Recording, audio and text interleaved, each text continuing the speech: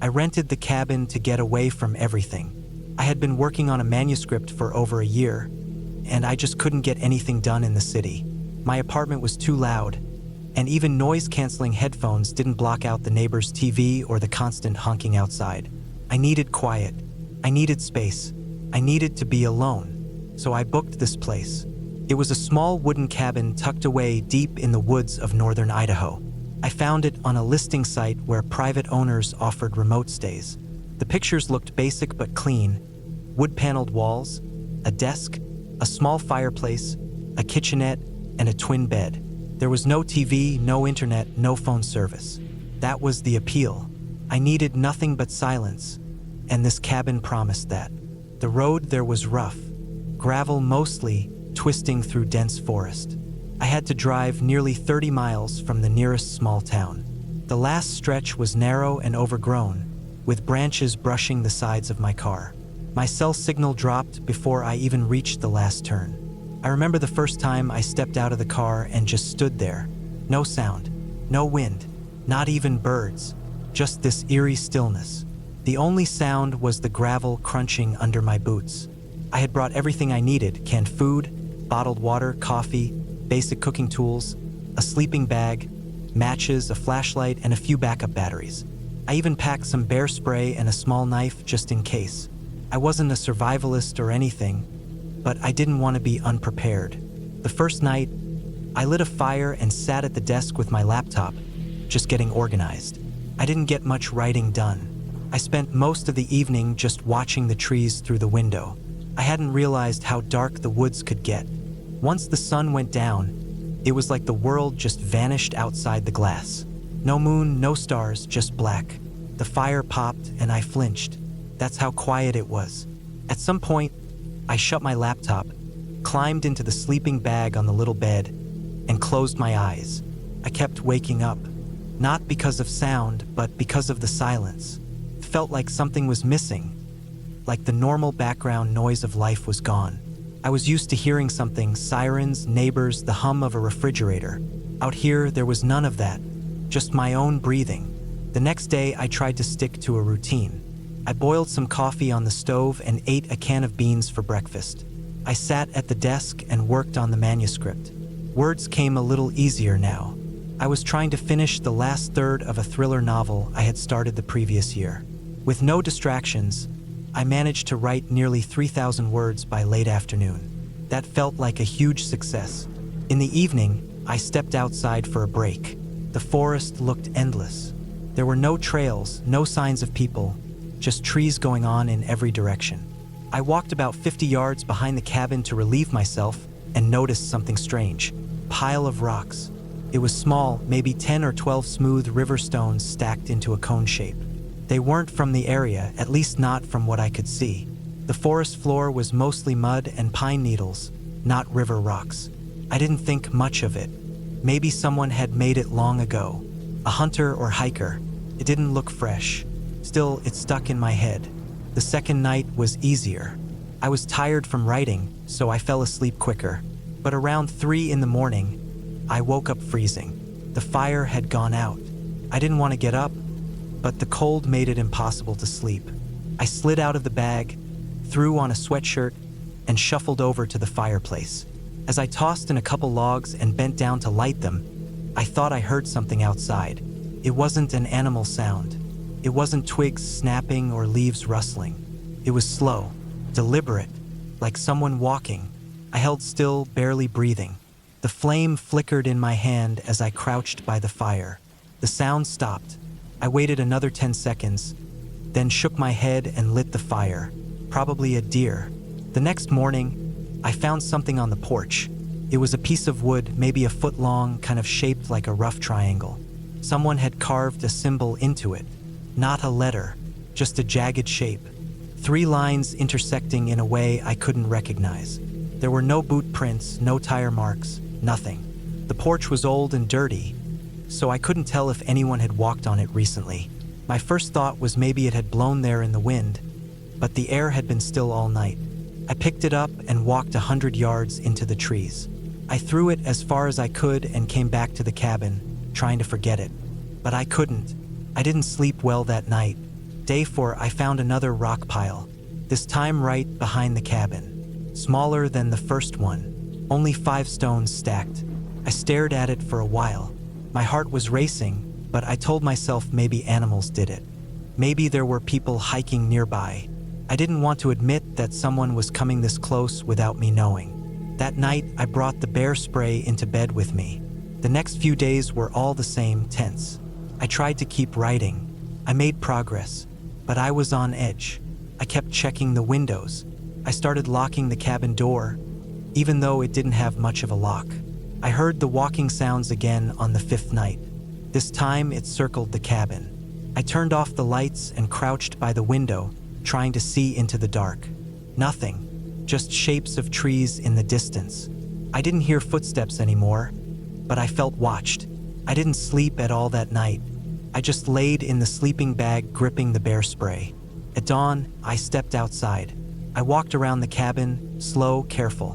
Behind the cabin, I found the same piece of wood I had thrown into the trees 2 days earlier. The symbol was facing up. I wanted to pack up and leave right then, but I had planned to stay 2 weeks, and I told myself I was overreacting. Maybe it was wildlife. Maybe it was a coincidence. Then came the 7th night. It started like the others. I sat at the desk, typed until about 10 p.m., and crawled into bed. I left the fire burning low and tried to sleep. At some point, I heard a thump on the porch, then another. Something was stepping up onto it. My stomach tightened. I held my breath and listened. There was movement outside. Slow, a dragging noise. Then it stopped. I waited. 10 minutes, maybe more. Then I heard a soft scratching sound on the wall. Not the door, the side wall, then the back. It was like someone was slowly dragging something sharp across the logs. I got up, grabbed my flashlight, and flicked it on. The beam was weak. The batteries were dying. I crept to the back window and looked out. There was a figure in the trees. At first, I thought it was a stump, but it moved, just slightly. It swayed, like it was shifting its weight. I couldn't see a face, but the shape was unmistakably human. Thin, still, watching. I dropped the flashlight. When I bent to pick it up, I looked back out and the figure was gone. I locked the door, more out of habit than anything. The old bolt wouldn't stop someone determined. I stayed awake all night again. By morning, I had made up my mind to leave. I packed up everything fast, tossed food in bags, shoved clothes into my backpack, shut my laptop and stuffed it inside too. I opened the door and stopped. There were dozens of footprints in the dirt. Bare feet, no shoes, no socks, just long, dirty, human footprints circling the porch, leading into the woods. I backed up and slammed the door. My phone still had no signal. I tried to calm myself, tried to think straight. Maybe I could drive down the road until I hit a signal and call someone. I took the knife out of my bag, opened it, and kept it in my pocket. I got in the car and started the engine. As I reversed, I caught a glimpse of something in the rearview mirror. The man was standing at the edge of the woods, just standing there watching, still as a statue. He had no shirt, just dirty skin and long hair. I didn't stop. I hit the gas and drove down the gravel road as fast as I could. The branches scraped the car. I didn't care. I just drove. I didn't stop until I reached the town. I pulled into the first gas station, jumped out, and ran inside. I couldn't think. I just stood there, catching my breath, shaking. I never went back to that cabin. I called the owner later that day and told him I left early because I wasn't feeling well. I didn't say anything about the man in the woods. I didn't want to sound crazy. I just said the cabin wasn't what I needed. He didn't ask questions. Just said he hoped I was okay and wished me luck. A few weeks later, I got a message from a blocked number. Just a photo. It was the symbol carved into the wood, placed on what looked like my old sleeping bag. I never replied. I changed my number and moved back to the city. I finished the manuscript eventually, but I didn't use any of the chapters one wrote in the cabin. I didn't want to remember that place. I still don't know who that man was, but I think he had been living in those woods long before I ever showed up. And I think he didn't want me there. Maybe he didn't like being watched. Maybe he just wanted to scare me off,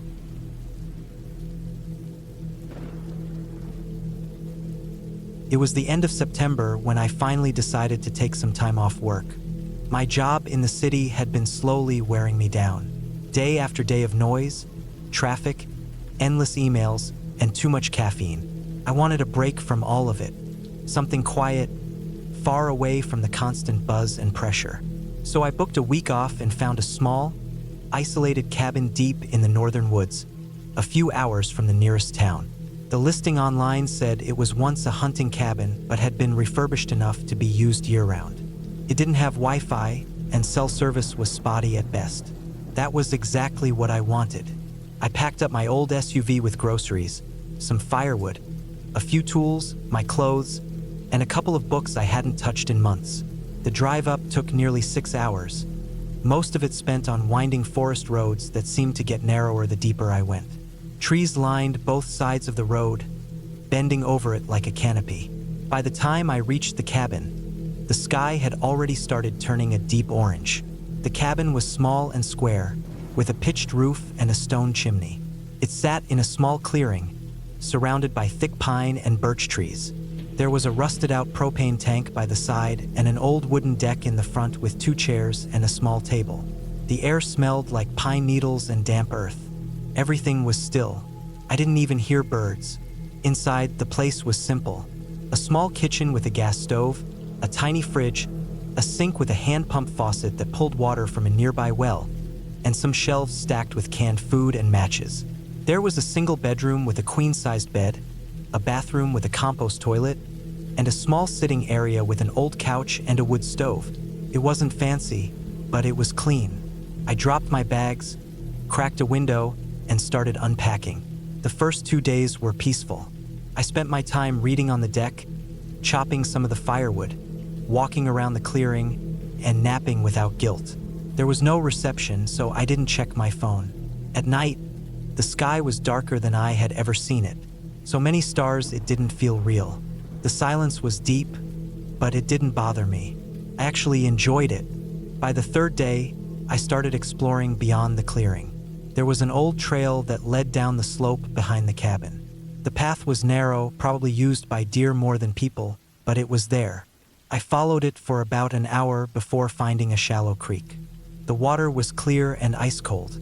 I sat by it for a while and listened to the wind moving through the trees.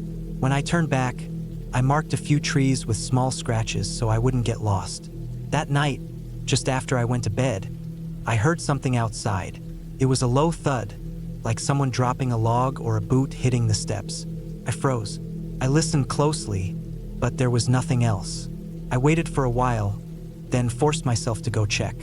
I took my flashlight and looked around the deck and down the path. There was nothing, probably just a branch falling, I told myself. The next morning, I walked around the perimeter of the clearing. About 20 feet from the cabin, in the damp soil under the trees, I noticed a set of tracks. They looked like boot prints, not mine, too big, wider, and deeper. They came from the forest, circled around the back of the cabin, and then went back into the woods. I didn't know what to make of them. Maybe a hunter? But the nearest neighbor was miles away, and hunting season hadn't started yet. I told myself someone had wandered through and left. I had locked the cabin door. Nothing was taken. It was fine.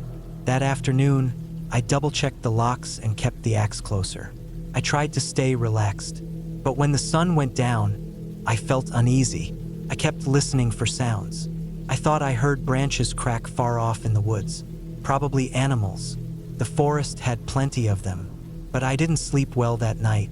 The next day, I decided not to go too far. I stayed close to the cabin and spent some time fixing a loose board on the deck. Around noon, I went to grab more firewood from the small shed about 10 feet behind the cabin. When I opened the shed, I noticed something odd. A few logs had been moved. Not a lot, but enough to look different. And one of the big pieces I had placed on top was on the ground. It wasn't like that before. I felt a lump in my stomach. I was sure I hadn't knocked it down. I tried to stay calm, told myself maybe it was an animal or maybe I did knock it without realizing. But I started to feel watched. I didn't see anything, but I felt it, that prickly feeling at the back of the neck. I kept glancing at the tree line, expecting something to move. Nothing did. The air was too still, too quiet. I went inside and stayed there the rest of the day. That night, I didn't sleep. I kept the fire going just to have light. Every time it cracked, I flinched. Around 2 in the morning, I heard something again. This time, it was footsteps, slow and careful. On the deck, I didn't move. I barely breathed. The steps paused by the front door. Then I heard the soft sound of the doorknob turning. Slowly, I had locked it. I knew I did. Whoever it was tried it twice. Then I heard nothing. I waited. Minutes passed. I didn't hear them leave. I stayed like that until the first bit of light came through the window. When it was bright enough, I opened the door slowly and looked around. The deck was empty, but in the soft dirt near the stairs, there was a fresh print. A boot, deeper than before. I packed up that morning. I loaded the car fast. I was going to leave. I didn't care if I had paid for a whole week. But when I turned the key in the ignition, nothing happened. The SUV didn't start. It didn't even try to turn over. I tried again. Nothing. I popped the hood, thinking maybe the battery cable was loose. The battery was gone. Gone. Someone had taken it. It wasn't stolen by accident. Someone came into the clearing, opened my hood, and took the battery. I felt sick. My heart was racing. I went back inside and locked the door. I kept the axe close and pulled the curtains shut. I tried to think. I was too far from town to walk, at least 20 miles through thick forest. I had no signal. I was stuck. I spent the day inside, listening, watching. I ate cold food straight from the can. Every little noise made me jump. That night, I heard nothing. No steps, no sounds. But I didn't sleep. The next morning, I took stock of everything. I had enough food for a few more days and water from the well. But I had to do something. I couldn't just sit there. I decided I would leave at first light the next day and walk out, following the forest road until I reached the nearest town or signal. I packed light, just a small backpack with food, water, and my flashlight. I sharpened the axe just in case. That night, I barely blinked. I kept the lights low and stared out the window. Around 3 in the morning, I saw something move at the edge of the trees. A figure, not clear, just the shape, standing there, not moving. I stared at it for what felt like hours. It didn't come closer, but it didn't go away. When the sun finally came up, the figure was gone. I didn't even eat. I just grabbed the bag and left. I locked the cabin behind me as if it mattered. I stuck to the road, walking fast. I kept looking over my shoulder. The woods were silent. I walked for hours. My legs were shaking, but I didn't stop. Around midday, I finally got a single bar on my phone. I stood in place, holding the phone above my head until it connected. I called for help, told them where I was as best I could. They said they would send someone. Took another 2 hours before I heard the sound of an engine. A forest ranger in a green truck pulled up. He looked confused, asked if I was okay. I didn't say much. He gave me water and drove me back to the ranger station. I told them everything. About the prints, the footsteps, the battery, the figure. They didn't say much, just nodded. One of them went out to check the cabin. They came back a day later, said the battery was found a few feet into the woods, just sitting there. Nothing else was touched. No signs of another person. But I know what I heard. I know what I saw. I didn't go back to the cabin. I left the key at the station and drove home after they gave me a jump start. I never asked for a refund. I didn't care. I never looked at the listing again. That trip changed me. I don't go into the woods alone anymore. I don't trust silence like I used to. And every time I hear a branch crack outside my window at night, I think of that figure, standing still, watching, waiting, and I wonder what would have happened if I had opened the door.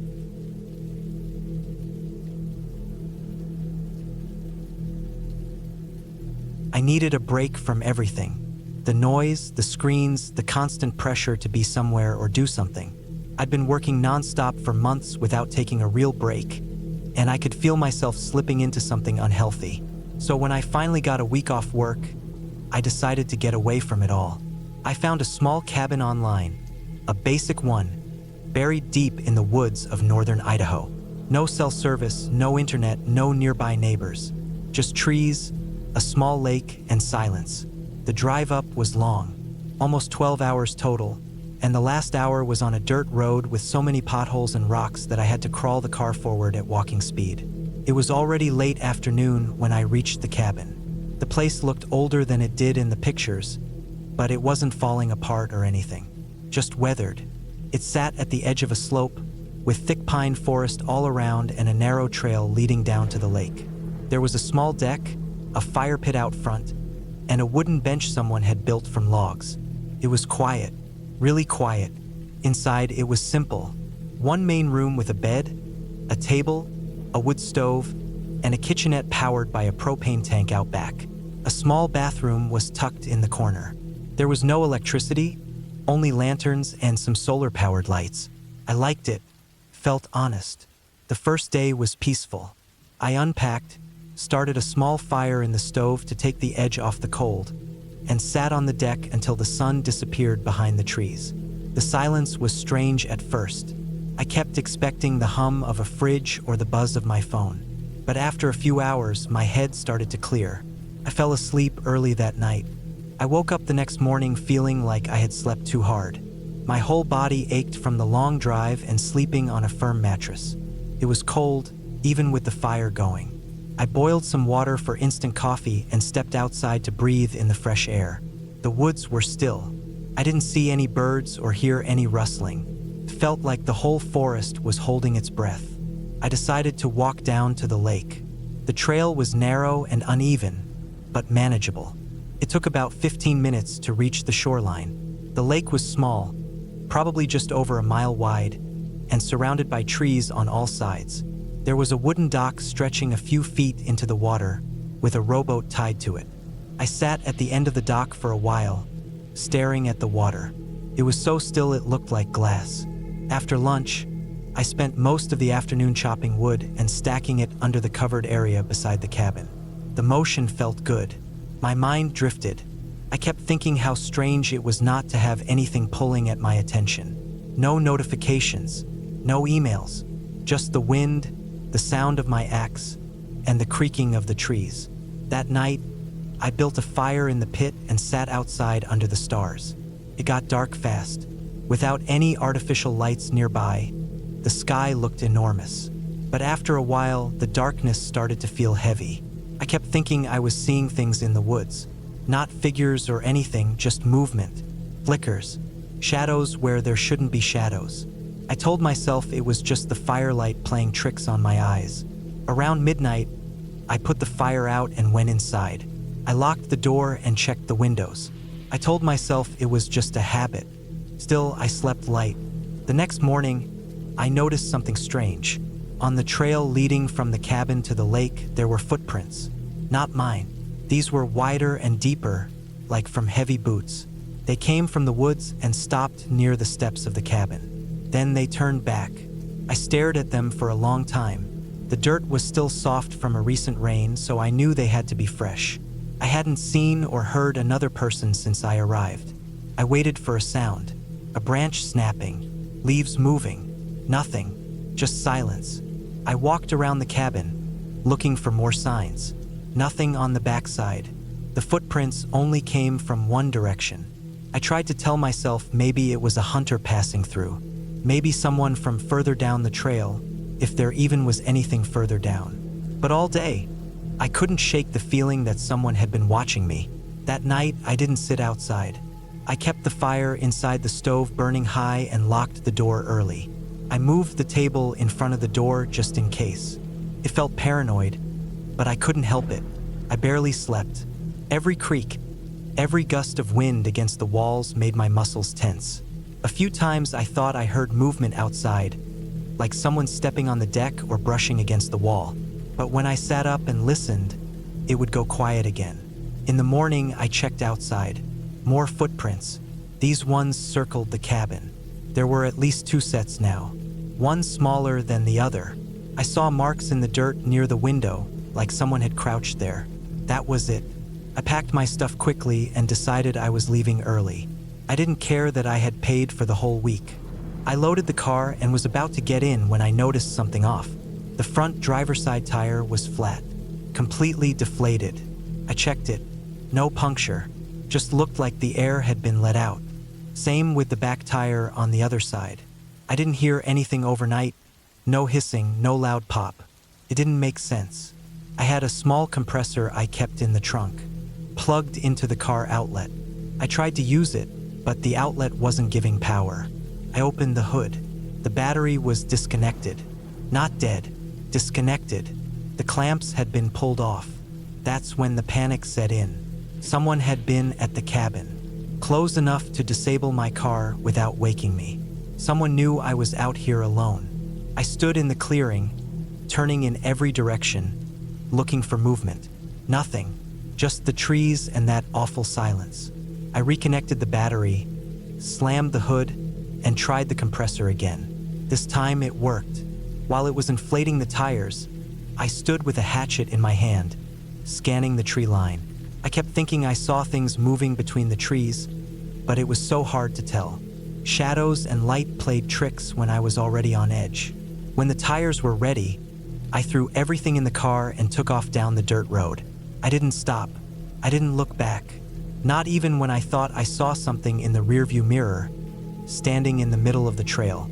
It took me an hour to reach the nearest paved road, and another 3 before I reached a town. I parked at a gas station and just sat there for a long time trying to calm down. I didn't report it. What would I even say? No one hurt me. Nothing was stolen. It would just sound like paranoia. But I know what I saw. I know those footprints weren't mine. I know someone was there. I've never gone back to that part of the state. I still don't know who was out there or what they wanted. But I think about it all the time. I think about the way the air felt still and wrong. The way the forest was too quiet. And I think about how easy it would have been for someone to step out of those trees while I slept and never leave a trace. That week was supposed to clear my mind. Instead, it taught me something I can't forget. Being alone in the woods means no one can hear you when something goes wrong. And if someone out there wants to do something bad, there's no one to stop them. No cameras, no neighbors, no signal, just you and the trees.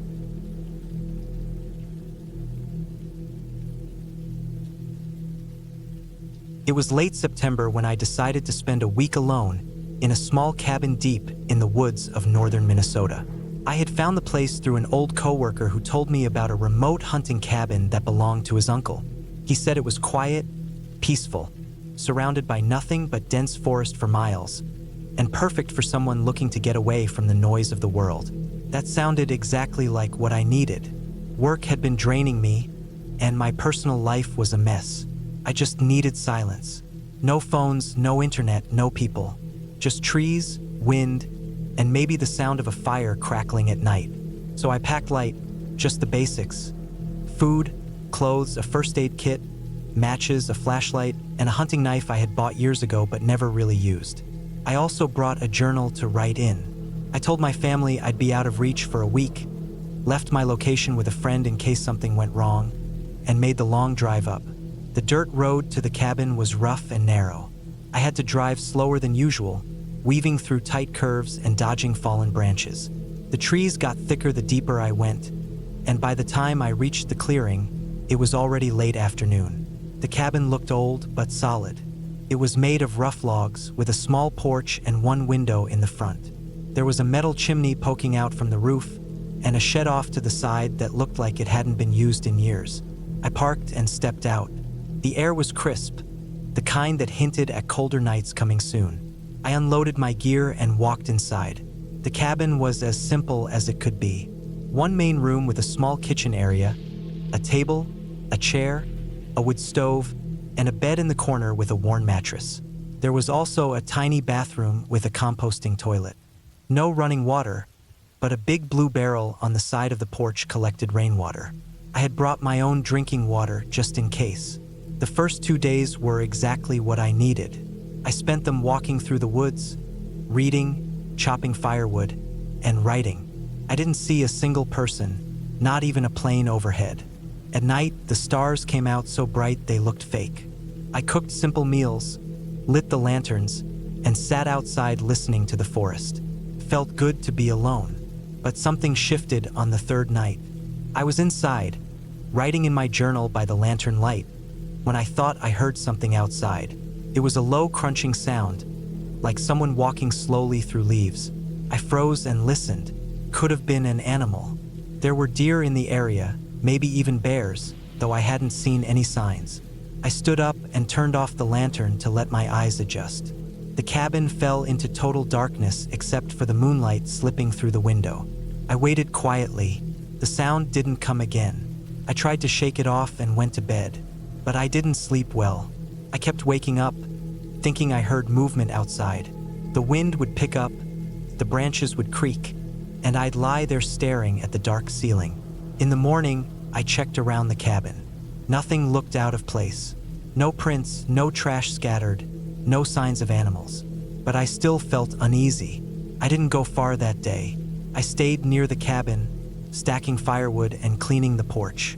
As the sun dipped behind the trees, I found myself checking the locks and making sure everything was secure. That night, the noise came back. This time, it was louder. I was lying in bed, wrapped in my sleeping bag, when I heard the crunch of leaves again. But it was closer, slower. It circled the cabin, step by step. I didn't move. I barely breathed. I wanted to believe it was an animal, but no animal walks in a circle like that. It felt deliberate. The sound stopped near the front of the cabin. I sat up slowly and reached for my flashlight. I clicked it on and pointed it at the window, but the reflection from the glass made it hard to see anything outside. I stood and tiptoed over. I wanted to peek out without making a sound. I leaned close and squinted through the glass. Nothing, just trees and moonlight. I stood there a while, watching. Eventually, I went back to bed, but I didn't sleep. By the fifth day, I was jumpy.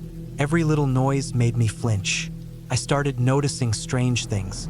A pile of rocks near the shed that hadn't been there before.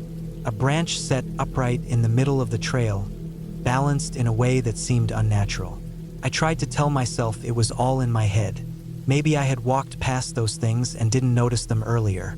But that night was the worst. I had locked the door, shut the window, and even moved the table in front of the entrance. I sat on the bed holding the hunting knife. The lantern was off. The fire in the stove had died down. I didn't want to draw attention with light. Around midnight, I heard footsteps again. Slow, deliberate. They came from the back of the cabin and moved around to the side. Then I heard the porch creak. My heart was pounding so loud I thought whoever was out there could hear it. I held my breath and stayed completely still.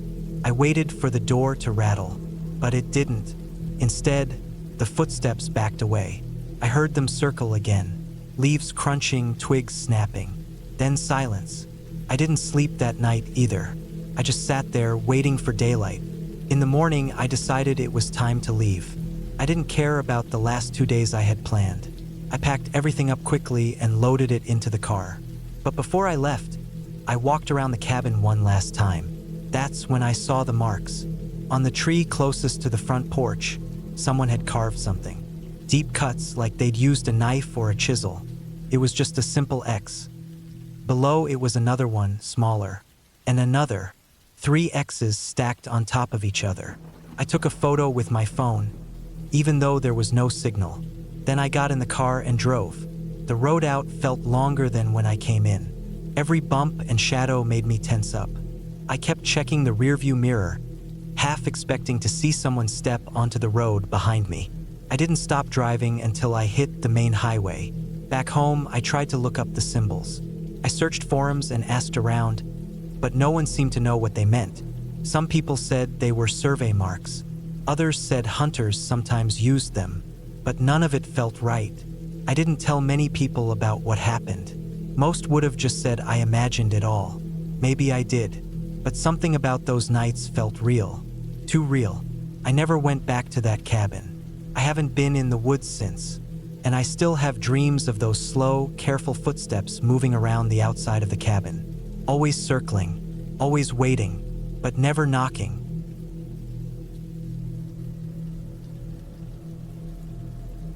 I rented a remote cabin deep in the mountains of northern Idaho in the summer of 2022. The plan was to spend 10 days alone, far away from work, city noise, and people.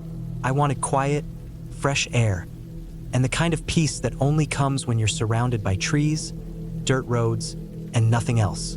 I had stocked up with food, firewood, books, batteries, and a few emergency supplies. I was in good shape, experienced in the outdoors, and used to being alone. I had done this kind of trip before, but never this deep into the wilderness. This time, I went further. The cabin sat at the end of a long, uneven dirt road that barely looked drivable in some spots. It had no electricity, no running water, and no phone signal. Just a wood stove, a small gas burner, a water pump outside, a basic toilet, and a creaky twin bed.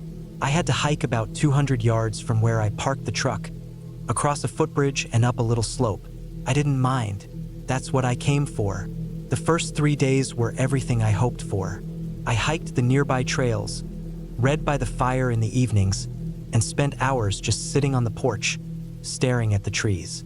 I kept a small journal, noting animal tracks I saw and the weather changes. The nights were cold, quiet, and pitch black. I didn't see a single soul, and that was perfect. On the 4th day, I started to feel like something was off. Not something I could point to, but more of a shift in the air.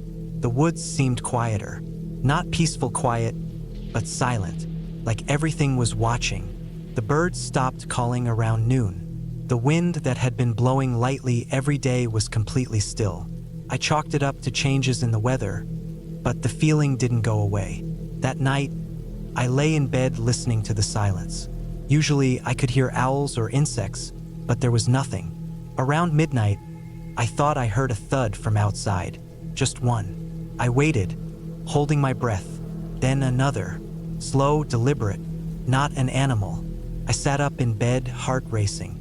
I stayed still for nearly half an hour, listening. It never came again. Eventually, I fell asleep, but it was light and broken. The next morning, I found a boot print in the dirt about 10 feet from the front steps.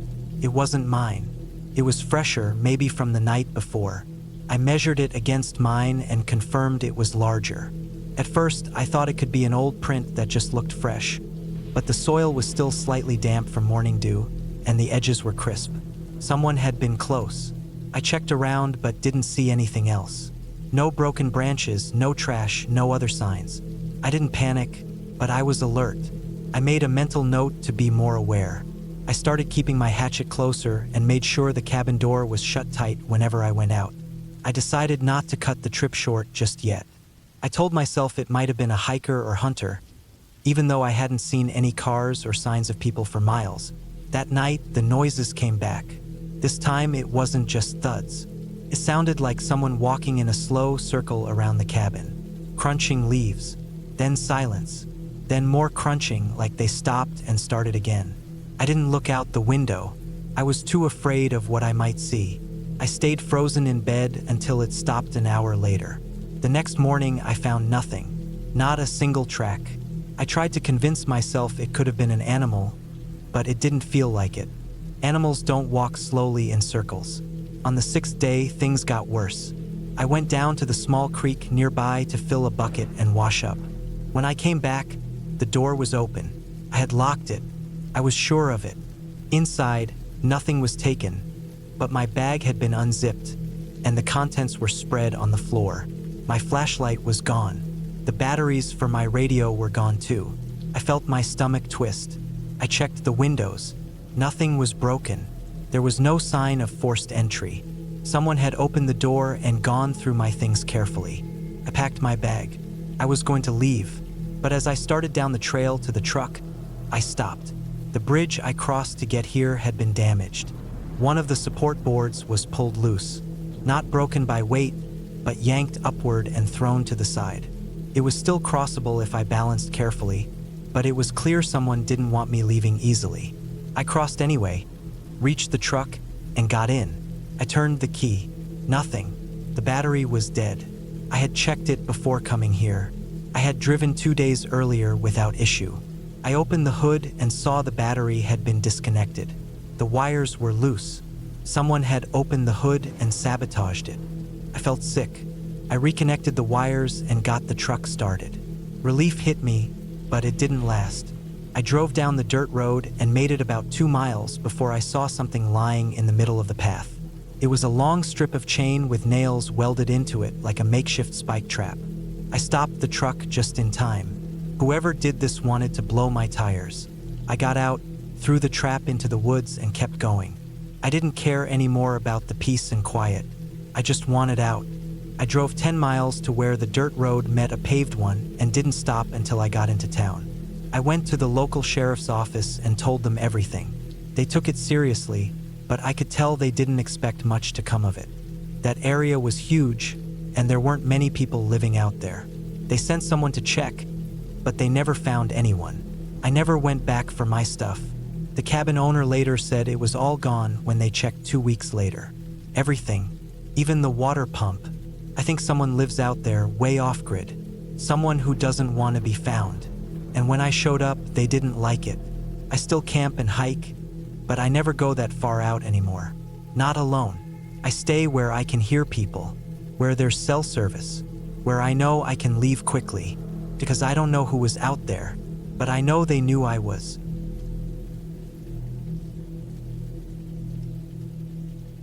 I booked the cabin at the end of December, mostly because I was burned out. Everything in my life had felt loud and messy for months. Work was nonstop emails, deadlines, phone calls, and people asking for things at all hours of the day. My apartment felt more like a bus stop than a place to rest. Even on weekends, I'd end up staring at my laptop or watching hours of TV without even knowing what I'd seen. I just needed quiet, something slow and still and cut off from everything. I found a listing online. It wasn't through any big rental site, just some guy advertising a cabin up in the northern woods of Michigan. No cell service, no Wi-Fi. Nearest town was about 20 miles away. A small, basic cabin, he wrote, for someone looking to unplug. That's exactly what I wanted. I booked it for 7 days. I packed my truck with everything I thought I might need. Canned food, bottled water, warm clothes, snow boots, an old sleeping bag, flashlights, a shovel, a hatchet, 2 thick paperback books, and a battery-powered radio. I also brought a basic GPS, not the phone kind, just one I had from an old hiking trip. I printed directions too, in case the GPS couldn't lock on. I left early in the morning before the city woke up. It was a long drive, 6 or 7 hours, most of it highway. Then it turned into narrow back roads and snow-covered gravel paths. The farther I went, the more the world disappeared behind me.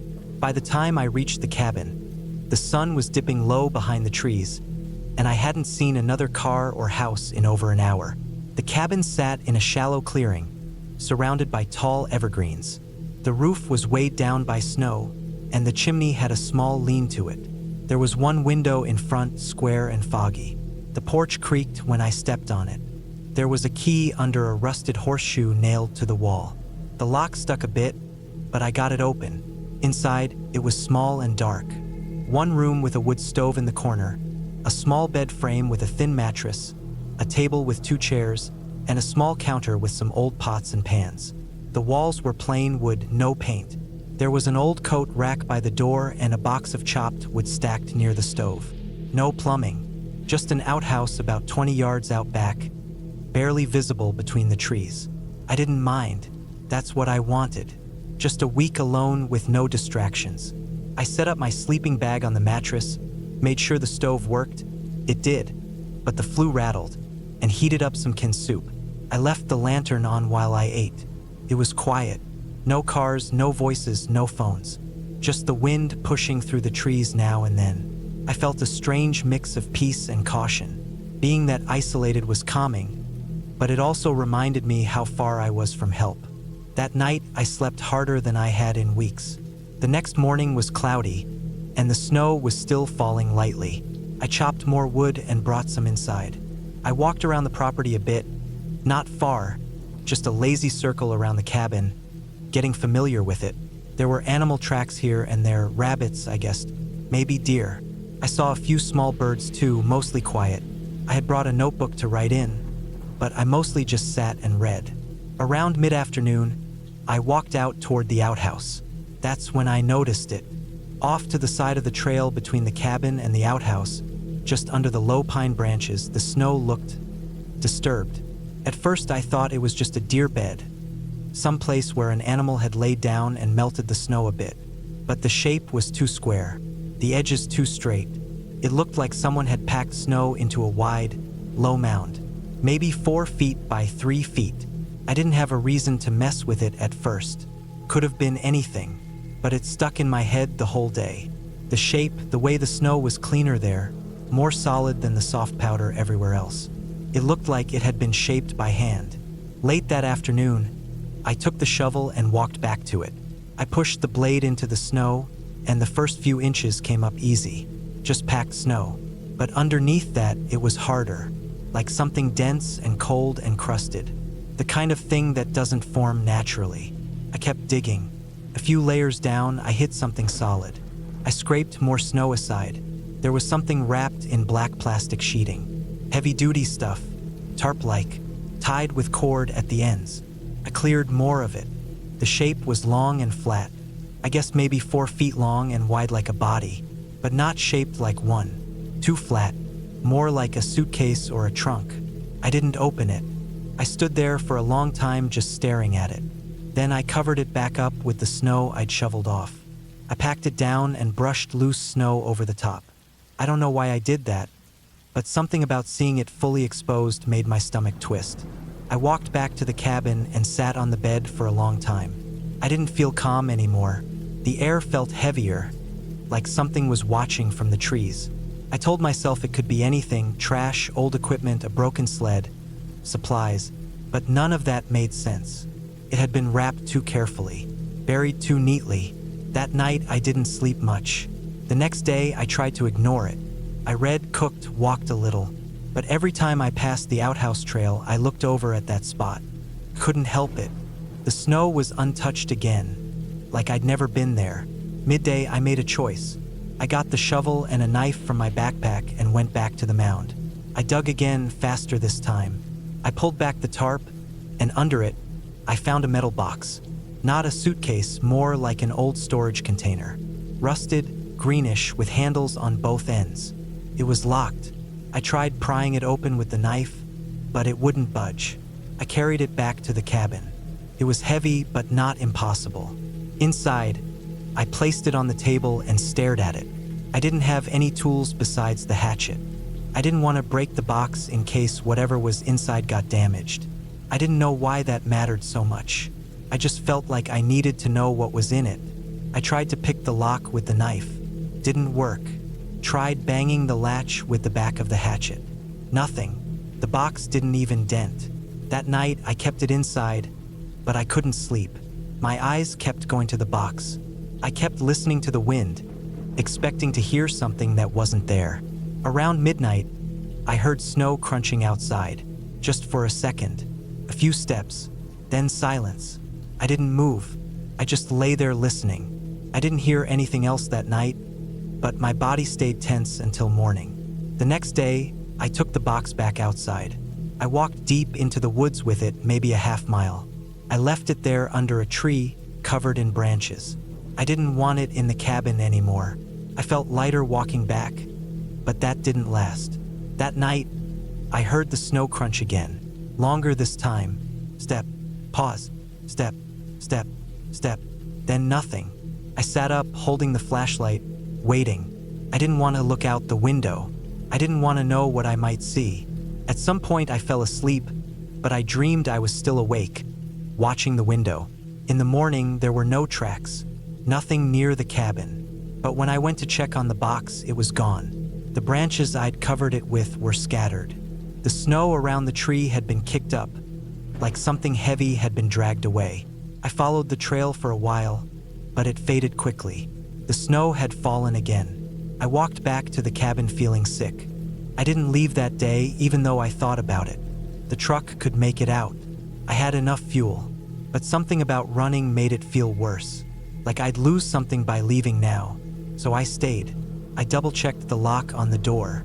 I brought the hatchet to bed with me. I didn't sleep. By day 6, I was counting hours. I hadn't seen any animals in 2 days. The birds were gone.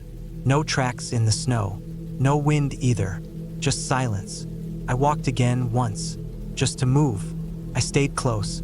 That night, I woke up to something tapping on the wall. Not knocking, not an animal scratching, just a single, slow tap every few minutes. I turned on the flashlight and listened. The tapping stopped. When I looked outside in the morning, I saw prints, boot prints, leading from the woods to the cabin, then back. Just one set. They circled the cabin once, then disappeared into the trees. That was enough. I packed everything. I didn't eat. I didn't care about leaving the cabin clean. I loaded the truck and drove out. The road had more snow than before, but the truck handled it. I didn't stop until I hit the highway. Once I had a signal, I called the owner. The number was disconnected. I tried looking up the listing again. Gone. I never went back. I never told anyone, not officially, not the police. I just wanted to forget it. I still think about the box sometimes. I still wonder what was inside, who put it there, and who came back for it. But I don't want the answers. I don't go on trips alone anymore. I don't book remote cabins. I keep a light on when I sleep, and I never ignore strange shapes in the snow.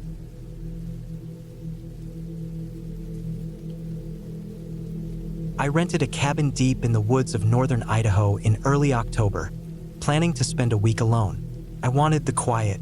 The world had been too loud lately, and I felt like I was disappearing into the noise. Work had gotten too demanding, and my phone never seemed to stop buzzing. I figured 7 days of silence would give me a reset. I found this old cabin listed on a site that focused on off-the-grid getaways. It was cheap and looked old, but it had everything I needed. No cell service, no Wi-Fi, a small stove, and a working fireplace. That was enough. Took me most of the day to get there. The final 2 hours were on a narrow dirt road that wound through dense pine forest. Trees grew so close on either side of the road that their branches scraped the sides of my car. There were no other houses, no people. It was exactly what I wanted. The cabin was small, made of dark logs, with a sloped roof and a single chimney. There was a wooden porch in the front, a few steps leading up to the door, and an old axe leaning beside a stack of chopped firewood. The key was in a lockbox on the door. When I stepped inside, the air was dry and cool. The wood floors creaked. Dust hung in the air like fog in sunlight. It smelled like pine and something faintly sweet, like old leaves. The cabin had one bedroom, a small kitchen, and a living room with a fireplace. The furniture looked like it had been there for decades. A sagging couch, a scratched wooden coffee table, a bookshelf with a few paperbacks leaning sideways. The kitchen had a small propane stove, a sink connected to a tank of stored water, and a narrow counter with a few drawers. The bedroom had a single bed with a lumpy mattress, a wool blanket, and an oil lantern on a crate that served as a nightstand. I unpacked slowly, trying to make the place feel like mine. I set up my sleeping bag on the bed to make it more comfortable and stashed my food in a cooler. I lit a fire in the fireplace that first night and sat for a long time just watching it crackle. The only sound outside was the wind moving through the trees. No cars, no planes, no voices. It was the kind of quiet you could almost hear, the kind that pressed on your skin. The first 2 days were peaceful. I hiked short trails behind the cabin, read books, and made simple meals. The weather stayed cool and overcast, which I didn't mind. I liked the chill. It made the fire feel earned. I didn't keep a strict schedule. I slept when I felt tired and woke when I wanted. The freedom felt good. I didn't check my phone once, but on the third night, something changed. It started with a noise. It was late. I had put out the fire and was lying in bed, listening to the creaks of the cabin settling in the cold. Then I heard it. A sharp tapping sound. It wasn't loud, but it was steady, like something hitting wood. I sat up, straining to hear. It was coming from outside, maybe the porch. I stayed still for a while, trying to tell myself it was just a branch in the wind. But the tapping didn't stop. It went on for maybe 5 minutes. Then it just stopped. I didn't go out to check. I stayed in bed, wide awake, staring at the dark ceiling until I finally drifted off. The next morning, I stepped out onto the porch and looked around. Everything seemed normal. The firewood was untouched. The axe still leaned against the wall. There were no tracks in the dirt. I told myself it must have been something stupid.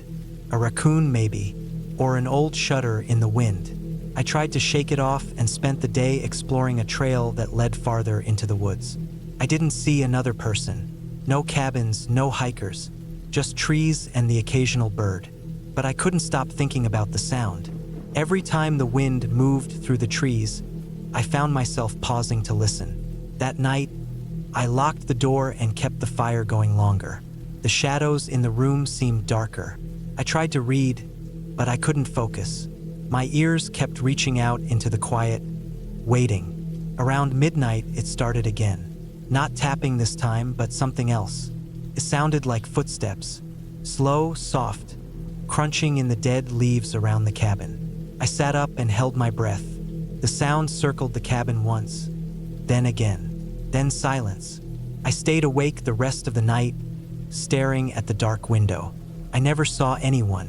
When dawn came, I stepped outside again, hoping to find animal tracks or some clear explanation. But there was nothing.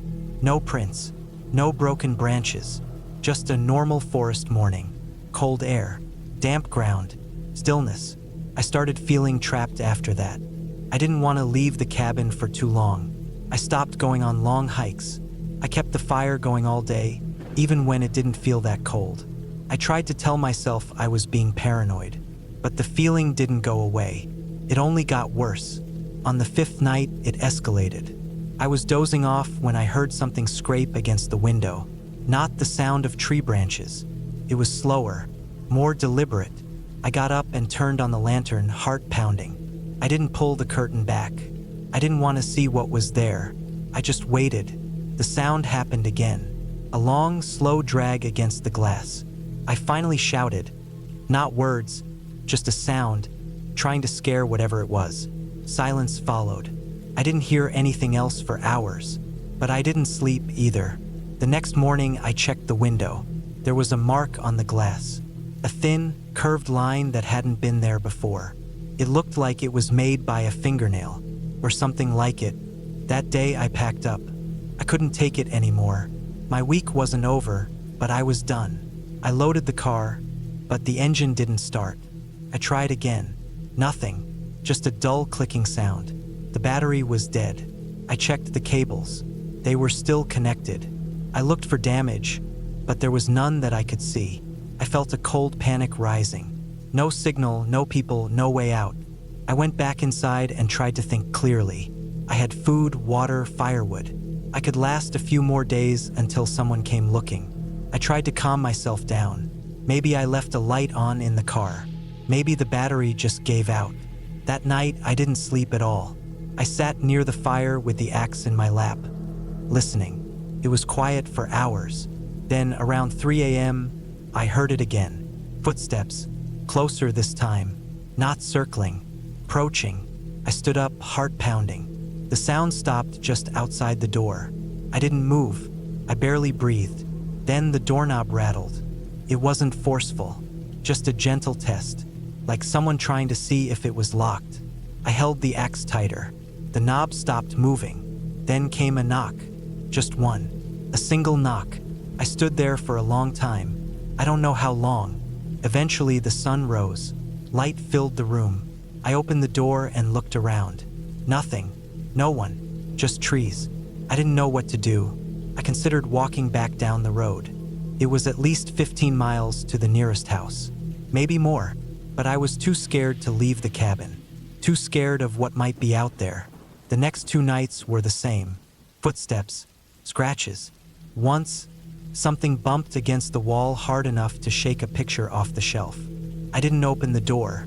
I didn't look out the window. I just sat and waited for it to end. On the 7th morning, I heard a car engine. I ran outside and saw a white SUV pulling up the dirt road. It was a man from the rental company coming to check on the water tank. He looked surprised to see me, said they hadn't expected anyone until the end of the month. I told him I was leaving. I asked for a jump. He gave it and the engine started right away. I didn't even look back at the cabin. I drove straight out, faster than I should have, not stopping until I reached the highway. When I got home, I called the company and told them something had been around the cabin. They said no one else lived within 10 miles of that property. They hadn't had any complaints before, but they said they'd send someone out to check. That was months ago. I haven't heard anything since. Sometimes I still think about that week. I don't know what it was. A drifter, maybe. Someone living out in the woods. Or just a sick joke from a local. But it felt like more than that. It felt targeted. Like whoever it was knew I was alone. Knew I was scared. Knew I couldn't leave. I haven't gone back to the woods since. And I don't think I ever will.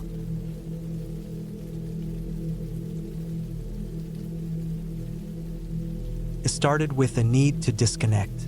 I'd been living in the city for years, buried in work, traffic, people, constant noise. My job in IT had me staring at screens day and night. Burnout had crept up on me without warning. My body felt heavy all the time, my mind foggy. Couldn't sleep, couldn't eat right. Everything started to feel meaningless. So when my cousin told me about his friend's cabin up north, deep in the woods near a small lake, I jumped at the chance. The cabin was about 5 hours from the city, tucked away in the backwoods of British Columbia. It was isolated, which was exactly what I needed. No phone service, no Wi-Fi, no distractions. Just me, some books, a fishing rod, and a couple weeks to get my head right. The road to the cabin got narrower the deeper I went. Paved roads turned to gravel, then dirt. Eventually, it was barely more than a path winding through thick forest. Trees crowded in on both sides, tall and thin with dense canopies. I had to roll my windows down just to hear if I was still driving along the actual path. Finally, I reached a clearing. The cabin was small, made of dark wood with a metal roof rusted at the edges. It had a deck that faced the lake and a single chimney puffing light smoke. Some kind of automatic wood stove, I guessed. The lake behind the cabin was perfectly still, like glass, with a thin mist hanging low over the water. Inside, the place was simple but clean. A small kitchen, a bathroom, one bedroom, and a living area with a couch and fireplace. There was electricity from solar panels and a backup generator in the shed. I unpacked, made a basic dinner, and sat outside on the deck with a can of beer, watching the sun set over the trees. Felt good, peaceful. I couldn't remember the last time I'd heard this kind of silence.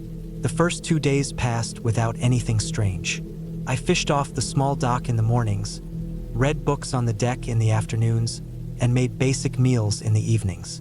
I went for long walks in the woods behind the cabin, staying on faint game trails and always keeping track of my direction. The quiet was almost overwhelming at times, but it was also healing. No emails, no noise, no pressure. I started sleeping better. On the third day, I went deeper into the woods. I followed a faint trail past a creek and up a rocky incline. The air smelled like wet moss and pine needles. I found animal tracks, deer mostly, and once what looked like bear scat. I carried a whistle and a can of bear spray just in case. Around noon, I came across a flat area that looked like it might have once been a small campsite. There were charred bits of wood, a rusted tin can, even a piece of tarp half buried under dirt and leaves. It didn't look recent, maybe years old. Still, something about the place made me feel uneasy. I decided to head back. As I retraced my steps, I kept thinking I was hearing movement behind me. Not loud footsteps, more like snapping twigs, distant rustling. Every time I stopped to listen, the forest went silent. I chalked it up to paranoia or maybe small animals, but my pace quickened anyway. When I got back to the cabin, I locked the door, which I hadn't bothered to do before. That night, I had trouble sleeping. I kept waking up to strange sounds. At first, it was what I thought was an owl. Then it sounded more like soft thumping, like someone tapping lightly on the wall. I got up, looked outside, and saw nothing. The lake was still, trees unmoving. Could have been wood creaking. Old cabins make weird sounds. I forced myself to lie back down, but I didn't sleep deeply. The next morning, I noticed something odd. There were footprints in the dirt along the side of the cabin. Not boot prints, bare feet. Human. They came from the woods and circled the back of the cabin. They weren't mine. I wore hiking boots the entire time I was outside. These were clearly barefoot, and the spacing of them made it seem like whoever it was had been walking slowly, almost creeping. I felt a chill even though the sun was already warming the trees. I decided to check the shed where the generator was stored. Everything seemed in place. I grabbed the axe and kept it inside with me. I told myself it was just a precaution. That night, the noises came back. Louder. Something scraped across the back deck. Then I heard a soft knock on one of the side windows. Not hard, just one tap. Then silence. I waited, barely breathing. I didn't move for an hour. No more sounds came. I eventually fell asleep as the sky started to lighten. On the 5th day, I debated leaving. But I told myself it was probably just my imagination. Maybe even animals. I'd been under a lot of stress before coming here, and maybe that stress hadn't fully gone away. Still, I didn't go into the woods that day. I stayed close to the cabin and kept my axe nearby. That evening, I made sure all the windows were locked. I pushed a heavy chair in front of the door. I left the lights on in every room and kept the axe beside the bed. Sleep came in short bursts. Around 3 a.m., I heard the front door handle jiggling. Very lightly. It lasted for maybe 5 seconds, then stopped. Then silence again. No footsteps, no movement, just silence. When morning came, I went outside to look. The chair had been pushed slightly away from the door. Not much, just a few inches, like someone had managed to crack the door and tried to peek inside. The lock was still in place. The footprints were back, still barefoot. This time, they led around the cabin and into the woods, deeper than before. I decided to leave that day. I packed quickly, barely ate breakfast. I kept looking over my shoulder the whole time. Before leaving, I checked around the cabin one last time. That's when I saw it, high up on the back wall of the cabin, scratched into the wood, almost too faint to see. For long vertical marks, uneven, jagged. Not like claw marks, more like someone had dragged a knife or sharp rock along the wall, over and over again. I hadn't noticed it before. As I drove out, I kept glancing in the rearview mirror. Nothing followed me, but my heart didn't slow down until I hit pavement again. Back in the city, I tried to forget it. I told myself it was probably just a local messing around, or someone living rough in the woods. Maybe a squatter, maybe some drifter. I didn't report it to the police. What would I even say? Weeks passed, then a month. I started to feel normal again. Work picked up. I slept better. I thought it was all behind me. Then last week I got a package. No return address, just my name written in shaky handwriting. Inside was a small rock, smooth and flat, with 4 jagged lines scratched into one side. The same exact pattern that was on the back of the cabin. I still don't know who sent it, or how they knew my name, or where to find me. Now I sleep with the lights on. I've installed cameras around my apartment. I keep my windows locked and my phone fully charged. I haven't gone near the woods since, because whoever was out there, they weren't just passing through. They were watching, and maybe they still are. That cabin gave me the silence I wanted, but something else was listening too.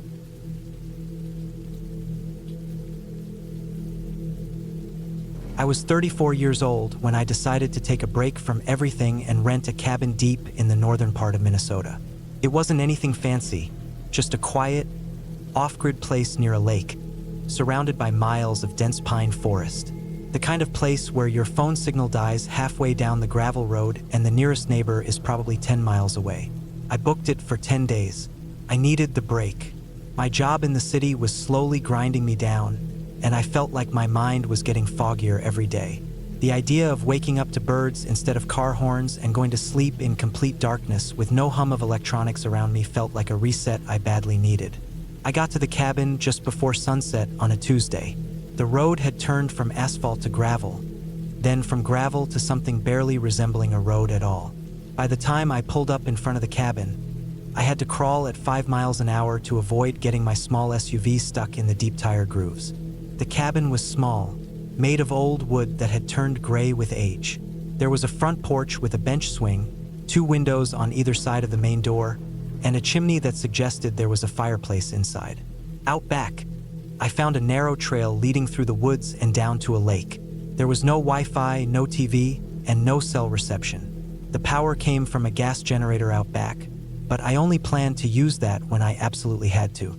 I wanted to live slow for a bit. Just wake up, drink coffee, chop wood, go for a hike, maybe fish a little and write in the evenings. The first couple of days were perfect. I woke up with the sun, made coffee on the old propane stove, and spent hours walking the trails or sitting on the dock watching the lake. I cooked simple meals and read books I hadn't touched in years. The only sounds were the wind through the trees and the occasional loon calling from the water. But on the third night, something felt off. It started with a sound. It was around 2 a.m. when I woke up to what sounded like crunching leaves outside the window. I figured it was a deer or maybe a raccoon. Nothing unusual out in the woods. But the sound kept going, slow and steady, circling the cabin. I sat up in bed and held my breath, listening. There were no footsteps exactly, more like dragging, like someone slowly moving through leaves and twigs without picking up their feet. I told myself it was probably a large animal, maybe even a bear. That thought was both reassuring and a little alarming. I stayed still until the sound faded away. I eventually fell back asleep, but it took a while. The next morning, I went outside and walked around the cabin. I didn't see anything out of the ordinary. No paw prints or trampled grass. I tried to shake it off, told myself I was letting my imagination run wild. Still, something in the air felt different. The woods didn't feel as calm as before. The silence felt heavier somehow. That evening, I started locking the cabin door. I hadn't bothered the first couple of nights. There didn't seem to be a reason. But now I slid the bolt shut and double-checked the windows. That night, the sounds came back, around the same time, but this time they were louder. I could hear the creak of the wooden porch, the groan of a step being slowly pressed. I didn't move. I just lay there, eyes wide open in the dark, listening. I didn't have a gun, just a large hunting knife I had brought for cutting rope or cleaning fish. I held it in my hand under the covers. The footsteps stayed on the porch for a long time. Then they moved to the side of the cabin. I could hear twigs snapping and what sounded like soft breathing. Then nothing, just silence. In the morning, I found a single long scrape across one of the windows. It was faint but definitely there, like something had been dragged across the glass. I checked the area again. No footprints, no signs of any animal. The forest was still and quiet. I thought about packing up and leaving, but I didn't want to overreact. I told myself it was wind, branches, maybe a curious raccoon. Anything but what it felt like. On the fifth day, I hiked farther than I had before. I followed an overgrown trail deeper into the woods, trying to clear my mind. The trail was narrow and barely visible, like it hadn't been used in years. I went for miles, not thinking about how far I'd gone. I just walked. Eventually, I came across something that made my stomach twist. It was an old shack, smaller than the cabin and in worse shape. The roof had caved in, and the wood was dark with rot. I stood there for a while, just staring at it. Something about the place made my skin crawl. I walked around it slowly, looking for any sign of who might have lived there. I found an old metal bucket, rusted through, and a few broken tools. Inside, there was nothing but collapsed beams and moss-covered boards. But one thing stood out. In the far corner, carved into the wall, were rows and rows of scratches. Dozens of them. Deep, uneven marks like someone had spent hours clawing at the wood. Some were long, others short. It looked like they had been made with a blade or maybe fingernails. I didn't stay long after that. I turned around and walked fast, checking over my shoulder every few minutes. That night, the noises came earlier, just after sundown. This time, it sounded like someone walking around the cabin in circles. Slow, steady steps on dry leaves. Then a knock. One single knock on the back wall. I sat in the middle of the cabin floor with the fireplace going, knife in my lap, lantern on. I didn't move. I just stared at the door. No more knocks came, but I didn't sleep. The next day, I made the decision to leave. I packed up everything by noon and loaded the car.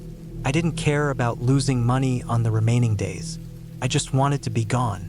When I tried to start the car, it didn't turn over. Battery was dead. It had been fine the day before. I tried again and again. Nothing. I popped the hood, checked the terminals. Everything looked fine. I even tried using the small jump pack I brought, but it didn't help. I had no signal, and it was at least a 10-mile hike to the nearest paved road. I spent the rest of that day trying to decide what to do. Finally, just before sunset, I decided to hike out. I packed a bag with water, food, a flashlight, and my knife. I locked the cabin behind me and started walking. The forest closed in fast. After an hour, it was almost pitch dark. The moon wasn't out, and the clouds blocked any stars. I turned on the flashlight and followed the trail. It was narrow, and the brush on either side scraped at my clothes as I moved. Then I started hearing something behind me. Footsteps. I stopped and listened. The sound stopped. I walked again. A few minutes later, I heard it again. Slower, closer. I broke into a run. The beam of the flashlight jumped with each step, lighting up tree trunks and empty space. I didn't look back. I just ran. Eventually, I saw a faint light in the distance. A set of headlights. I ran toward it, stumbling onto the gravel road. Pickup truck had stopped. A man inside was unlocking his gate to his property. I waved and walked straight to him. I didn't say much, just told him my car was dead and I needed help. He gave me a ride into town. I got a tow truck the next day and brought the SUV back. When we opened the hood again, the mechanic looked confused. The battery had been completely disconnected. Not just loose, the cables had been fully unscrewed, like someone had done it on purpose. I didn't go back to the cabin. I told the owner I left early because of an emergency and didn't want to discuss it. It's been months now. I still think about that place sometimes. About the noises, the shack in the woods, the scratch on the glass, the carved wall. But mostly, I think about those footsteps that kept perfect pace with mine in the dark, deep in the woods, where no one else was supposed to be.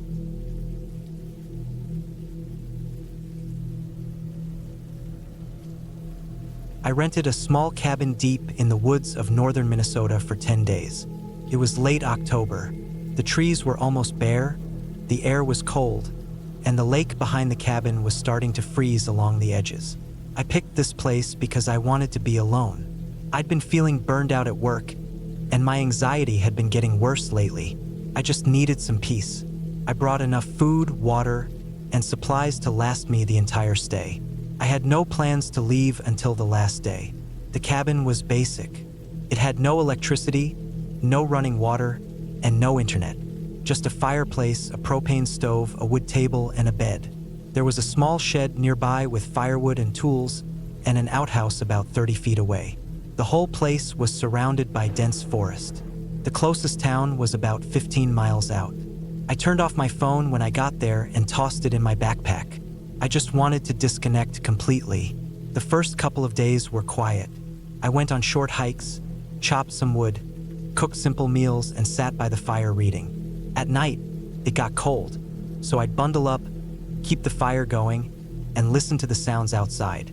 Sometimes I heard coyotes howling, branches snapping in the woods, or the wind moving through the trees.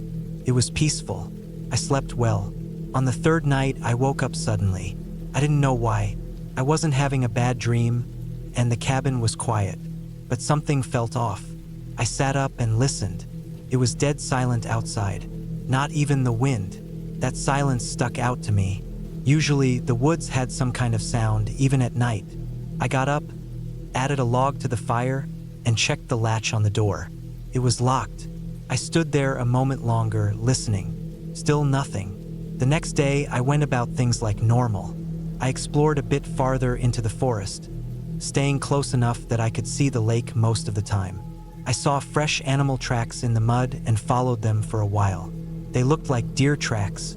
I thought maybe I'd spotted a buck through the trees, but it disappeared too fast to be sure. I stayed out until the sky started turning pink. Then I hurried back. That night, the silence returned.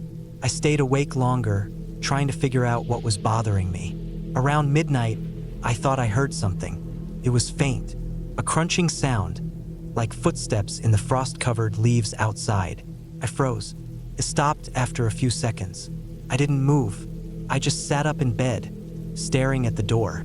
Nothing happened. After a while, I told myself it was probably a deer or some other animal.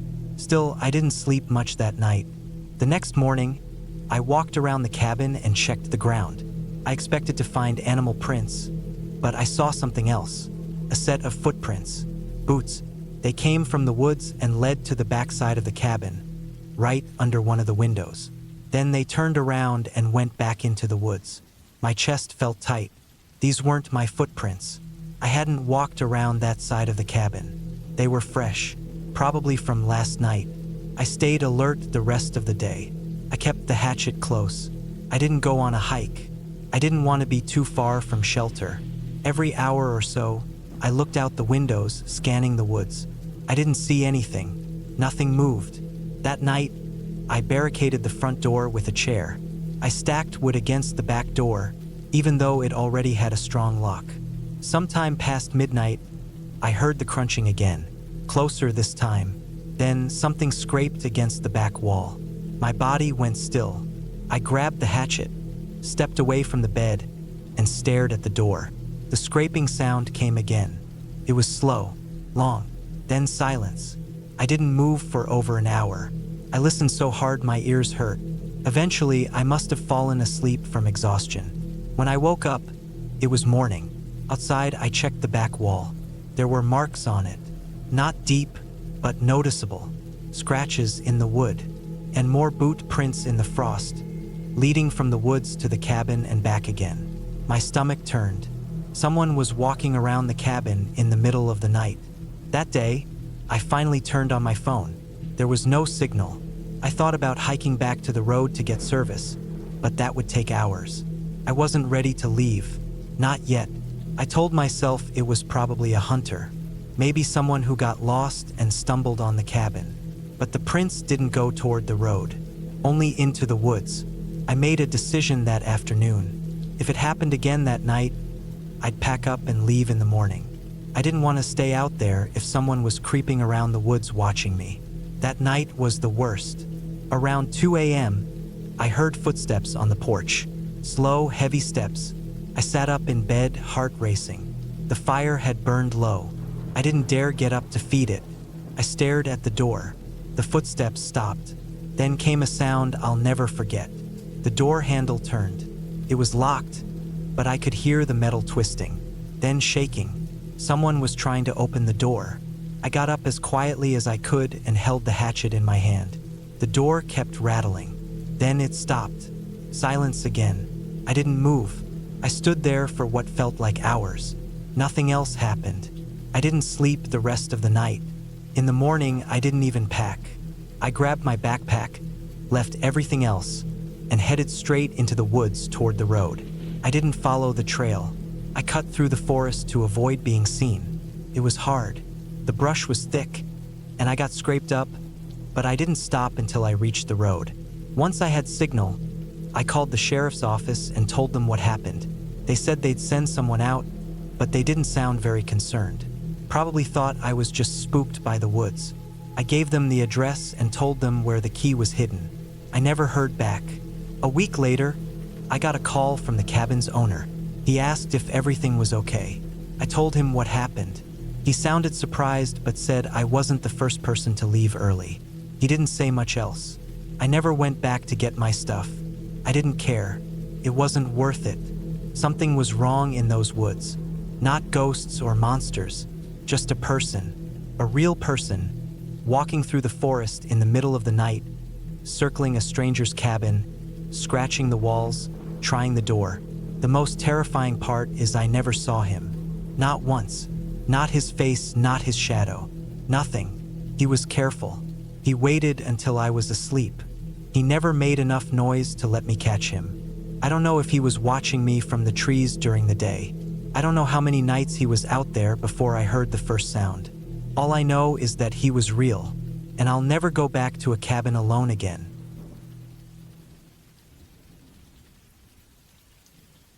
It started with a plan to get away from everything for a while. Work was overwhelming, city noise was always in the background, and I hadn't really rested in months. I wanted to find a place where there were no phone signals, no people, and no stress.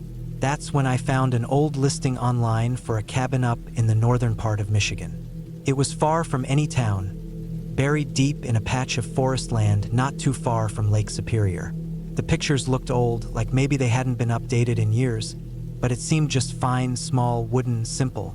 All I really needed was 4 walls, a roof, and peace. The drive took me almost a full day. Once I got off the highway, it was about 2 hours of narrow roads winding through trees, with almost no signs and barely any markings. I followed the directions I printed out just in case GPS dropped, which it did the moment I passed a wooden sign that had faded to almost nothing. It said something like, Clear Ridge Forest, or maybe Cedar Ridge. The paint was almost gone. It didn't matter. I was already halfway down the dirt path when I saw it. The cabin sat in a small clearing, surrounded by tall pine trees. The grass was overgrown, and the roof had moss spreading over one side. It wasn't the most welcoming sight, but I told myself it just needed some airing out. I parked my car, pulled my bag out, and headed in. The wooden door creaked when I pushed it open. The inside was dark, smelled like old wood and maybe a little mildew, but it looked solid enough. There was a small kitchen area, a table, a single armchair, and one small bedroom with a thin mattress on a wooden frame. No electricity, no plumbing, just an outhouse a few yards away and a hand pump for water.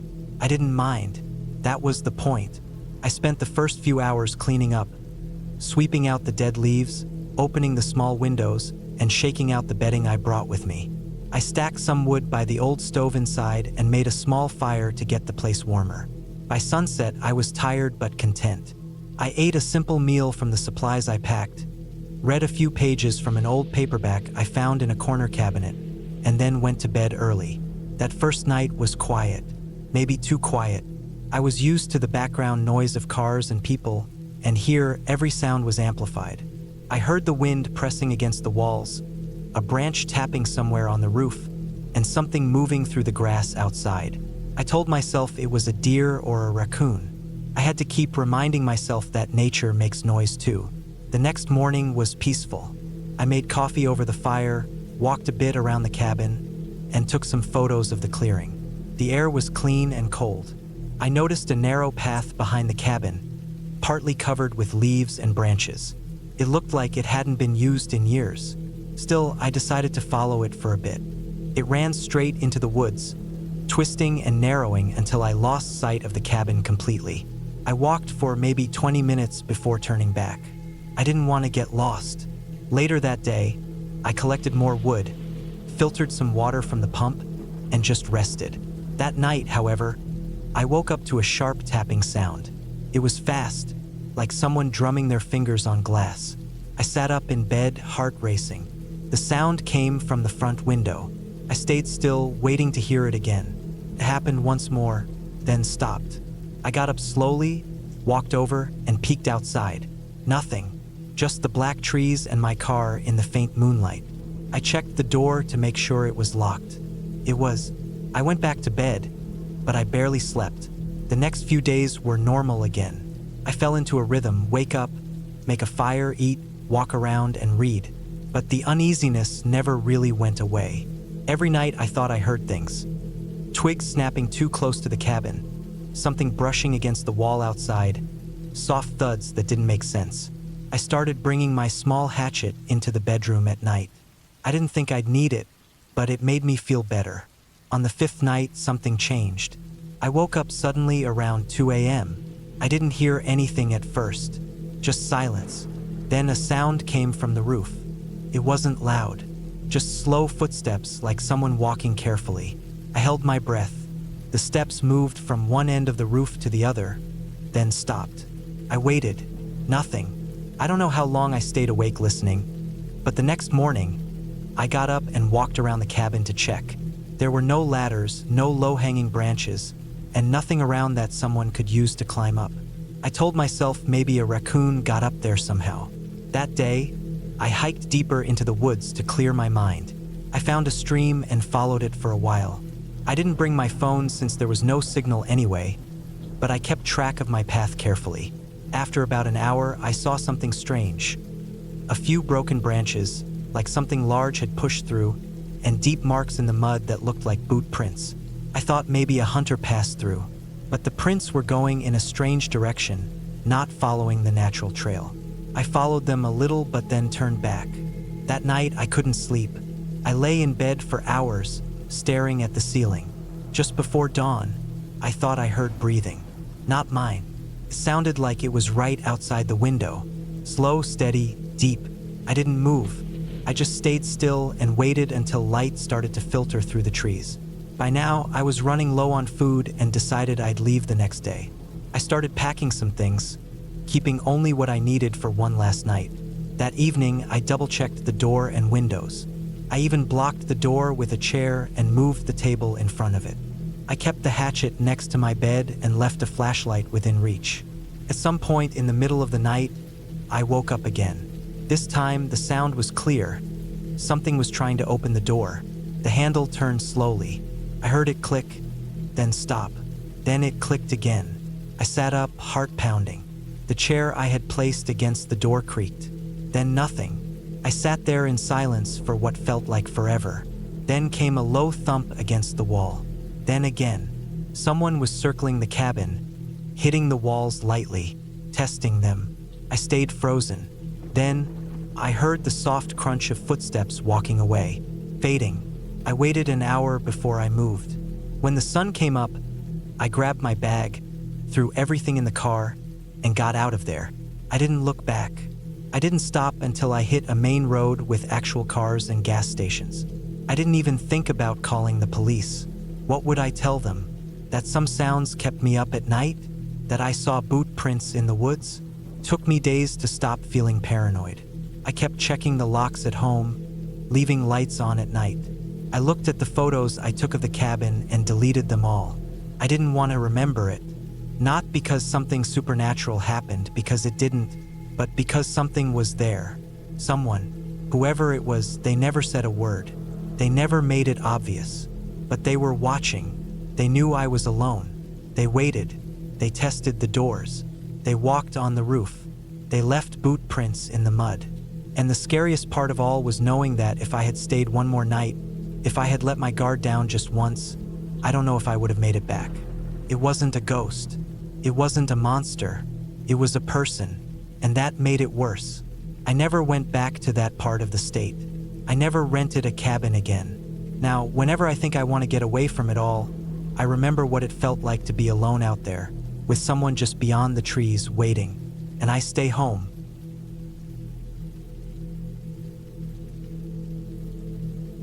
It was the first weekend of October, and I had decided to spend it alone at an old cabin deep in the woods of northern Michigan. The place belonged to a former coworker of mine who hadn't used it in years. He said it was too isolated for his liking, but that it was fully functional and available to use as long as I brought my own supplies. I wanted peace and quiet, somewhere far from everything. The cabin seemed perfect for that. I arrived late Friday afternoon. The drive up had been long and mostly uneventful, though the last 30 miles were on gravel roads that felt like they hadn't been maintained in years. The forest thickened the further I went, and there were hardly any signs of people. No other cabins, no gas stations, not even a mailbox. When I finally pulled up to the cabin, the sun was just starting to dip below the treetops. It was a small, single-story building made of old weathered logs, with a rusty tin roof and a narrow porch that creaked when I stepped onto it. There were 2 windows in front, both with shutters half hanging off. It looked like it hadn't been touched in a while, but it wasn't falling apart, just neglected. The lock on the front door was stiff, but after some force, it gave, and I stepped inside. The air was musty, and the floorboards groaned under my boots. Dust covered everything. There was a small wood-burning stove in the corner, a single bed with a thin mattress, and a table with 2 mismatched chairs. There were old newspapers stacked in a corner, all yellowed and curling at the edges. I walked around and checked every window and door. Everything seemed fine, just old and forgotten. I unpacked my supplies. Mostly canned food, water, a few changes of clothes, a flashlight, and some firewood I had brought along in case the woods were too damp. I lit a fire in the stove to warm the place and opened a couple of windows to air it out. The night came fast. I ate a can of chili, drank a bottle of water, and read from an old novel I had brought with me. There was no cell service, which I expected. That was part of the reason I came here. I wanted to disconnect. I went to bed early, wrapped in a sleeping bag over the mattress, listening to the sounds of the woods outside. Wind, trees creaking, the occasional owl.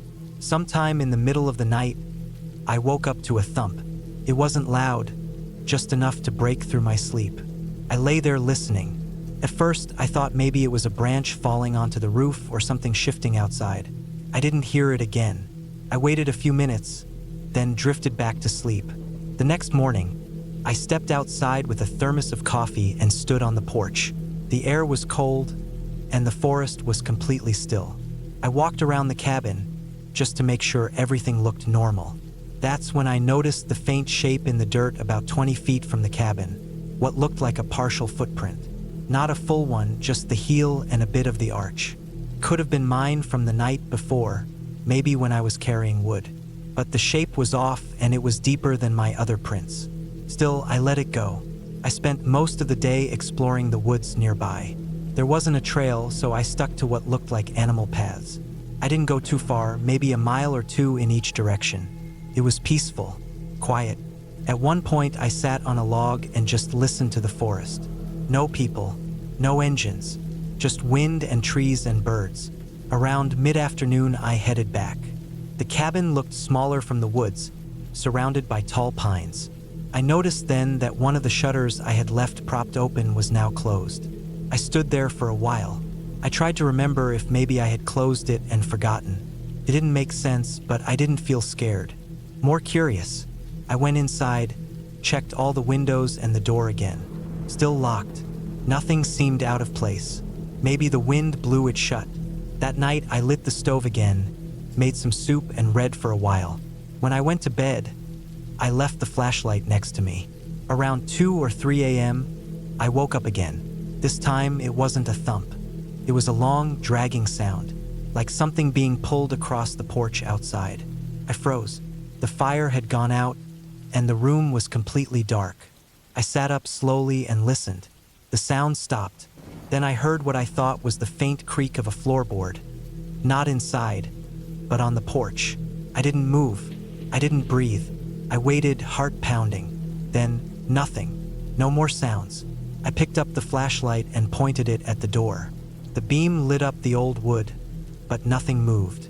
I stayed like that for over an hour, just staring, waiting. Eventually, sleep took over again. The next morning, I found a long mark on the porch, like something had been dragged across it, a stick or maybe a tool. I looked around for prints, but the ground was covered in pine needles. I thought maybe a deer had wandered up, maybe brushed against something. But deep down, I didn't believe that. That day, I didn't go far. I stayed close to the cabin, chopped some more wood, checked the surroundings. I started to get the feeling I wasn't alone out here. I didn't see anyone, didn't hear anyone, but that feeling stuck. Every time I turned my back, I felt like something was behind me. Every time I looked out the window, I felt like someone was just beyond the trees. I kept telling myself it was just the isolation playing tricks on my mind. That night, I blocked the front door with a chair. I didn't want to, but I needed to sleep. I left the flashlight on. The fire was burning low. Around midnight, I heard something again. It wasn't on the porch this time. It was around the side. A quick shuffling sound, like someone brushing past the wall. I sat up and listened. The sound moved toward the back, then stopped. I didn't know what to do. I had no weapon, just a pocket knife. I stayed in bed, holding the flashlight, not moving. No more sounds came. Eventually, I drifted back to sleep. The next morning, I found something that made my stomach drop. On the side of the cabin, in the dirt, there was a small pile of rocks stacked neatly. 4 of them placed on top of one another. I hadn't put them there. No animal would do that. The rocks were clean, not from the nearby path. Someone had done that. Someone had come close. I packed my things immediately. I was supposed to stay until Monday, but I wasn't going to. I didn't feel safe. I loaded the car, locked the cabin, and left. As I drove back down the gravel road, I glanced at the rearview mirror. The forest looked the same, but I couldn't shake the feeling that something had been out there watching me the whole time. A week later, I got a call from my coworker. He sounded confused. He said someone had broken into the cabin after I left. He had gone up there out of curiosity. Said the front door had been forced open and there were boot prints all over the place. Not mine, someone else's. He asked if I had told anyone about the cabin. I told him no, I hadn't. It was only after that call that I let myself admit it. I had known someone was out there. I felt it the first night. I didn't imagine the sounds. I didn't imagine the footprint or the dragged mark or the pile of rocks. Someone had been watching me, getting closer each night, and they hadn't stopped after I left. The cabin had drawn them in, or maybe they had always been there, waiting for someone like me to come alone. I was lucky to have left when I did. I never went back.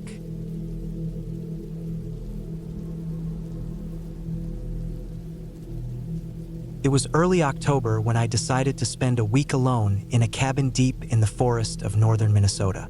I'd found the place on an old vacation site, a small, weathered wooden cabin sitting beside a lake, advertised as off-grid and perfect for people who wanted to disconnect. I'd been working nonstop for months, and the idea of no phone, no laptop, and no people sounded like exactly what I needed. I packed enough canned food, dry goods, and supplies for 10 days. I also brought my old .22 rifle, mostly out of habit. I wasn't expecting trouble, but up there, far from town, it felt smart to bring it along. The drive up was long and quiet. My cell signal dropped out 2 hours before I reached the forest road that led to the cabin. That final stretch was a rough dirt road, more like a trail, full of ruts and potholes. It wound through tall pine trees and passed by small ponds and thick undergrowth. The trees were just beginning to change color, and the air had that dry, sharp smell of early fall. By the time I reached the cabin, it was late afternoon. The place looked even more isolated in person. No other cabins in sight, just woods in every direction and a narrow lake stretching away into the trees. The cabin was basic but solid. A small front porch, 2 windows in the front, and 1 on each side. Inside, it had a small table, a wood stove, a single bed with a sagging mattress, and a shelf stocked with old paperbacks. The only light came from an oil lantern hanging from a hook. There was an outhouse about 30 yards away, hidden behind a screen of trees. No running water, but there was a hand pump outside next to a rusted basin. I settled in quickly. I unpacked the food, checked the stove, and opened the windows to air the place out. That night, I built a fire in the stove and made beans and rice on a small camping stove I brought. I sat on the porch after dinner, watching the sun set over the lake. It was perfectly still. Not a sound except the wind in the trees and the occasional splash of something in the water. The first few days were peaceful. I spent time hiking the area around the lake, reading, and just sitting out by the water. I'd wake up early, make coffee, and walk along the shoreline, watching the fog rise off the lake. There were animal tracks near the water, mostly deer and raccoon, but I saw larger prints too. Could have been a black bear. I was careful with my food, keeping it sealed and inside. The nights were cold, and I had to keep the stove going. The silence was deep, too deep sometimes. You don't notice how constant background noise is until it's gone. Out there, every little creak or snap stood out. On the 4th night, I heard something. It was just past midnight. I had woken up to use the outhouse. I bundled up, grabbed a flashlight, and stepped outside. The sky was clear and full of stars. The air was cold and dry. As I walked toward the trees, I thought I heard footsteps, light and slow, crunching on the dry leaves behind the cabin. I stopped and listened. Nothing. I stood there for a while, shining the light around, but I didn't see anything. I chalked it up to nerves and went back inside, but I couldn't shake the feeling. The next morning, I walked behind the cabin, looking for prints. I didn't see any, but the ground was dry and covered in pine needles. Hard to tell. That day, I hiked further than usual, up a ridge overlooking the lake. I found an old game trail and followed it for a while. I didn't see anyone, didn't hear anything unusual, but when I came back, I noticed something odd. The cabin door was open. I was sure I had locked it. I always locked it out of habit. But the door was open just slightly. Not swinging or wide, just cracked. I checked inside. Nothing was missing. Nothing looked moved. But it bothered me. I stood there for a long time thinking, maybe I had just forgotten. Maybe the wind had pushed it open. It had been breezy earlier. I closed it, locked it again, and sat out on the porch watching the woods. That night, I stayed up later. I kept the lantern off and sat near the window, listening. Around 2 a.m., I heard it again. Movement, not loud but close. Leaves crunching, a branch snapping. I pressed my ear to the window and held my breath. It was slow, careful, like someone trying not to be heard. I grabbed the rifle and waited. I didn't see anything. No shadow, no outline, nothing. After a while, it stopped. I sat there until morning. The next day, I walked a wide circle around the cabin. This time, I found something. A small piece of fabric caught on a branch, dark, maybe black or dark blue. Looked like part of a jacket or shirt. It was torn and dirty. My stomach turned a bit. If someone was out there, why hadn't they come to the cabin? Why sneak around? I called out, even though I didn't really want an answer. Nothing. Just wind and trees. I considered packing up and leaving, but I had 4 days left. I didn't want to overreact. Maybe it was a hunter or a lost hiker. Still, I loaded the rifle and kept it close. I locked the door tight that night and put a chair under the doorknob. I didn't sleep much.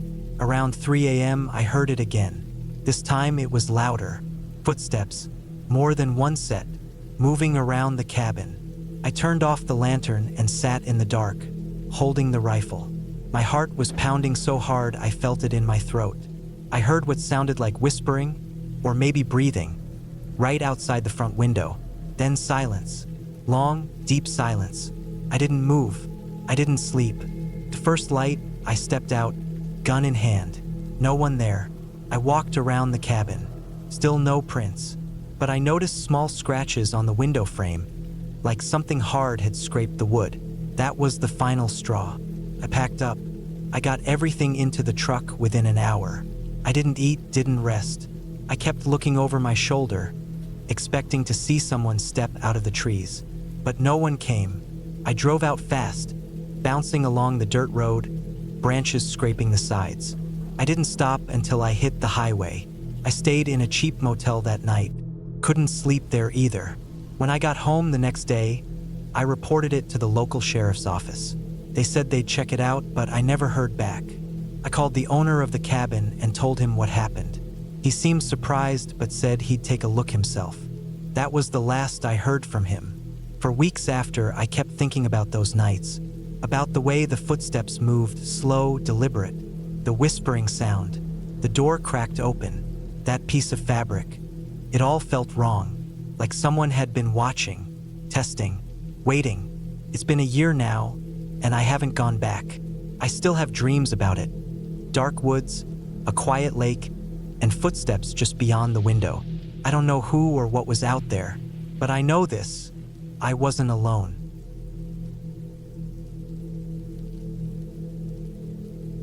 I booked a remote cabin for a full week because I needed a break. Work had drained me, and city life was pressing down hard. I found the listing online, hidden among a bunch of other cabins, but this one stood out. It didn't have many reviews, but it was cheap, looked clean, and most importantly, it was far away from everything. It sat in the middle of a forest 2 hours away from the nearest town, with no other cabins nearby. That was the main selling point for me, complete isolation. I arrived late in the afternoon. The road leading to the cabin turned from smooth asphalt to cracked gravel, then eventually to a narrow dirt path surrounded by trees. I had to drive slow to avoid potholes. My small car struggled a bit but made it. The cabin was tucked into a clearing with trees all around. There were no fences, no visible boundaries, just nature. The cabin itself was simple. Wood-paneled walls, a small porch with a single chair, one main room inside with a kitchenette, a bed tucked into the corner, and a separate small bathroom. It had electricity thanks to a small solar setup, and there was a water tank out back. No Wi-Fi, no signal. That part was fine with me. I unpacked slowly. Just one bag of clothes, some canned food, a portable cooler with perishables, and a few books. I put the food in the tiny fridge and arranged my clothes in the small dresser. The bed was firm but clean, creaked a bit when I sat down. The first night passed quietly. I stayed up reading, occasionally hearing rustling outside, which I figured were just animals. The windows were all locked, and the door had a bolt. Still, I double-checked everything before sleeping. I couldn't help it. I wasn't used to being this alone. The second day, I went for a walk in the woods around the cabin. I didn't go far, just wandered along some deer trails, following the way the sunlight poured between the trees. Everything smelled like damp leaves and pine.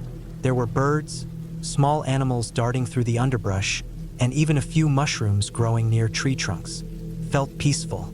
I spent a few hours like that, just walking and breathing. That night, I heard something. It wasn't just rustling. It sounded more deliberate, like footsteps, slow ones. I turned off the lamp and sat still on the bed, listening. The sound circled the cabin once, then stopped. I didn't hear it again. I stayed awake a while, then finally drifted off. The next morning, I found something that made me uneasy. A small pile of stones had been placed right by the front steps, stacked carefully, 5 stones in a neat little tower. I hadn't done that. I didn't even notice it when I arrived. I stared at it for a while, then brushed it apart with my foot. I figured it was just something kids did. Maybe someone had stayed here before me and built it. It just felt strange because it hadn't been there the day before. Still, I shrugged it off. Later that day, I hiked deeper into the woods. I brought a compass, marked my path with bits of string on branches, and walked about 40 minutes in one direction. I didn't see any signs of people. No wrappers, no cigarette butts, no boot prints, just forest. But on the way back, I found something that made my chest tighten. One of the trees I had tied a string to was cut. Not the whole tree, just the string. A clean cut. The string was lying on the ground. That meant someone had followed me and removed it. I got back to the cabin and locked the door right away. I stayed inside the rest of the evening. I didn't cook anything that made strong smells. I just ate some crackers, kept the lights low, and kept listening. I didn't hear anything that night. The next morning, I noticed something else. The doormat was flipped over. I hadn't touched it. I stepped outside and looked around but didn't see anything out of place. No footprints, but I knew that wasn't just the wind. Something or someone had been close to the cabin while I slept. I started making a journal. I wrote everything down. Times, dates, what I noticed, what I heard. I needed to keep track of it all. I didn't want to forget any details. That day, I didn't leave the cabin. I stayed on the porch most of the time with a metal flashlight in my hand. I kept checking the woods. I kept feeling like I was being watched. That night, I nailed a small piece of thread across the outside of the doorframe. I wanted to know if it had been opened. I also put some empty cans near the steps, just simple traps to make noise. I barely slept. I laid in bed with my eyes open, heart pounding, every little creak making me hold my breath. In the morning, the thread was gone. Not broken, gone. Like someone had carefully removed it. The cans had been moved too. Not kicked, just gently pushed aside. There was no wind that night. I know it wasn't an animal. That was the 5th day. I wanted to leave, but my car battery was acting up. I had jumper cables, but no one to help. And there was no signal to call anyone. I tried to start the engine anyway. It sputtered but wouldn't turn over. I popped the hood and stared at it. I knew basic stuff, but this was beyond me. I checked the battery terminals. One of the cables was loose. Too loose. It looked like it had been unscrewed. I hadn't touched it since I arrived. I tightened it back and tried again. This time it started. That gave me the answer I needed. Someone had been messing with it. Quietly, carefully. At night, I started packing my stuff. I didn't care that I had 2 more days left.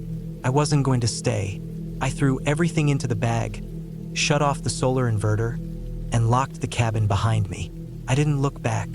But when I got into my car, I realized something else. The driver's seat had been adjusted. I always keep it pushed far back because I have long legs. It was moved forward. I felt a chill go through me. I backed out fast and drove down the dirt road without stopping. Every bump made the car rattle, and I kept checking the rearview mirror. I didn't see anyone. I didn't stop until I reached the main road. I drove straight to the nearest town. I didn't even check into a hotel. I went into a gas station, used their payphone, and called the county sheriff. I told them someone was trespassing around the cabin I rented. They said they'd send someone to check. I didn't go back. Later, I contacted the owner of the cabin. I asked if they had any security set up or if they had keys. They said no cameras, just the one key they gave me. They sounded surprised, said nothing like that had ever happened before. But here's the part that stuck with me most. A few days later, I got a message from the sheriff's office. They went to check the cabin. They didn't find anyone, but they did find a blanket, some empty cans of food, and a pair of muddy boots stashed behind the cabin, hidden under a pile of leaves and branches.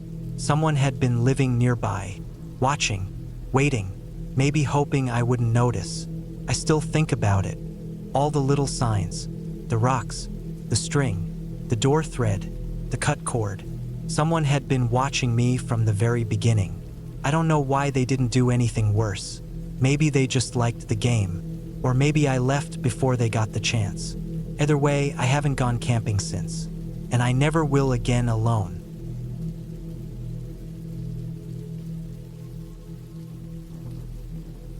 Work had been eating me alive, and even though I wasn't someone who usually ran off into the woods, I found myself booking a week-long stay at a remote cabin about 3 hours outside of town.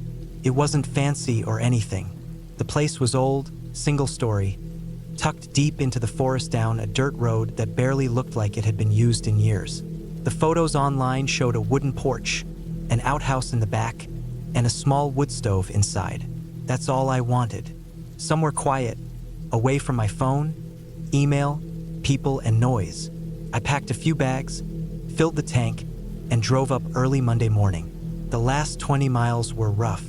My phone lost signal as soon as I left the main road, and the final stretch of the path to the cabin was so narrow and overgrown I worried I might scrape up the car. Branches kept smacking the windows. There weren't any signs or other cabins in sight. Just trees, hills, and silence.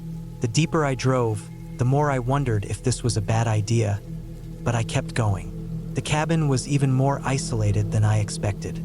I couldn't see anything around me except woods. No fences, no other homes, no sign of life. It was about noon when I got there. The sun was high, but it didn't cut through the thick trees very well, so everything was a little dim and damp. The place smelled like old wood and wet leaves. There was a small front porch with 2 chairs, though one was broken, and inside the cabin was a single main room with a tiny kitchen area, a wood stove, and a bed that looked old but clean. I spent the first few hours settling in, stacking the firewood beside the stove, unpacking my things, and putting water in a big jug in the kitchen since there was no plumbing. There was a pump out back for water and a separate outhouse about 20 feet from the cabin. No power, no lights, just a couple of lanterns and a battery-powered flashlight I brought along. I had a cooler full of food and a book I'd been meaning to read for months. For the first time in a long time, I felt okay. That first night went fine. It was quiet, almost too quiet. I'd never stayed in a place so far from civilization. Every little creak of the wood or rustle of branches outside made me sit up and listen. I built a small fire in the stove and lay in bed listening to the wind move through the trees. I thought I might not be able to sleep, but the fire crackling helped. I dozed off eventually. In the morning, I made some instant coffee and sat on the porch for a while. It was chilly, and there was still dew on the leaves. Around noon, I took a walk through the trees, not too far from the cabin, just to stretch my legs and get used to the place. I followed a deer trail downhill for a bit and then looped back. Nothing strange happened. I didn't see any animals, didn't hear anything out of the ordinary, just the soft sound of leaves under my boots and the occasional bird chirping. Later that evening, I started noticing something that didn't feel quite right. I had chopped some wood earlier and left the axe leaned up against the porch railing. When I went back out around dusk, it was lying flat on the porch boards.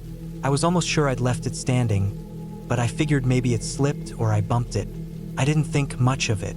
That night was colder, and I loaded the stove heavier. The crackling would give off a soft light, and I wrapped myself in a blanket with the book in my lap. A few hours later, I heard what sounded like footsteps outside, slow, steady crunching of dry leaves. I froze, heart pounding. It wasn't an animal sound. It was too measured.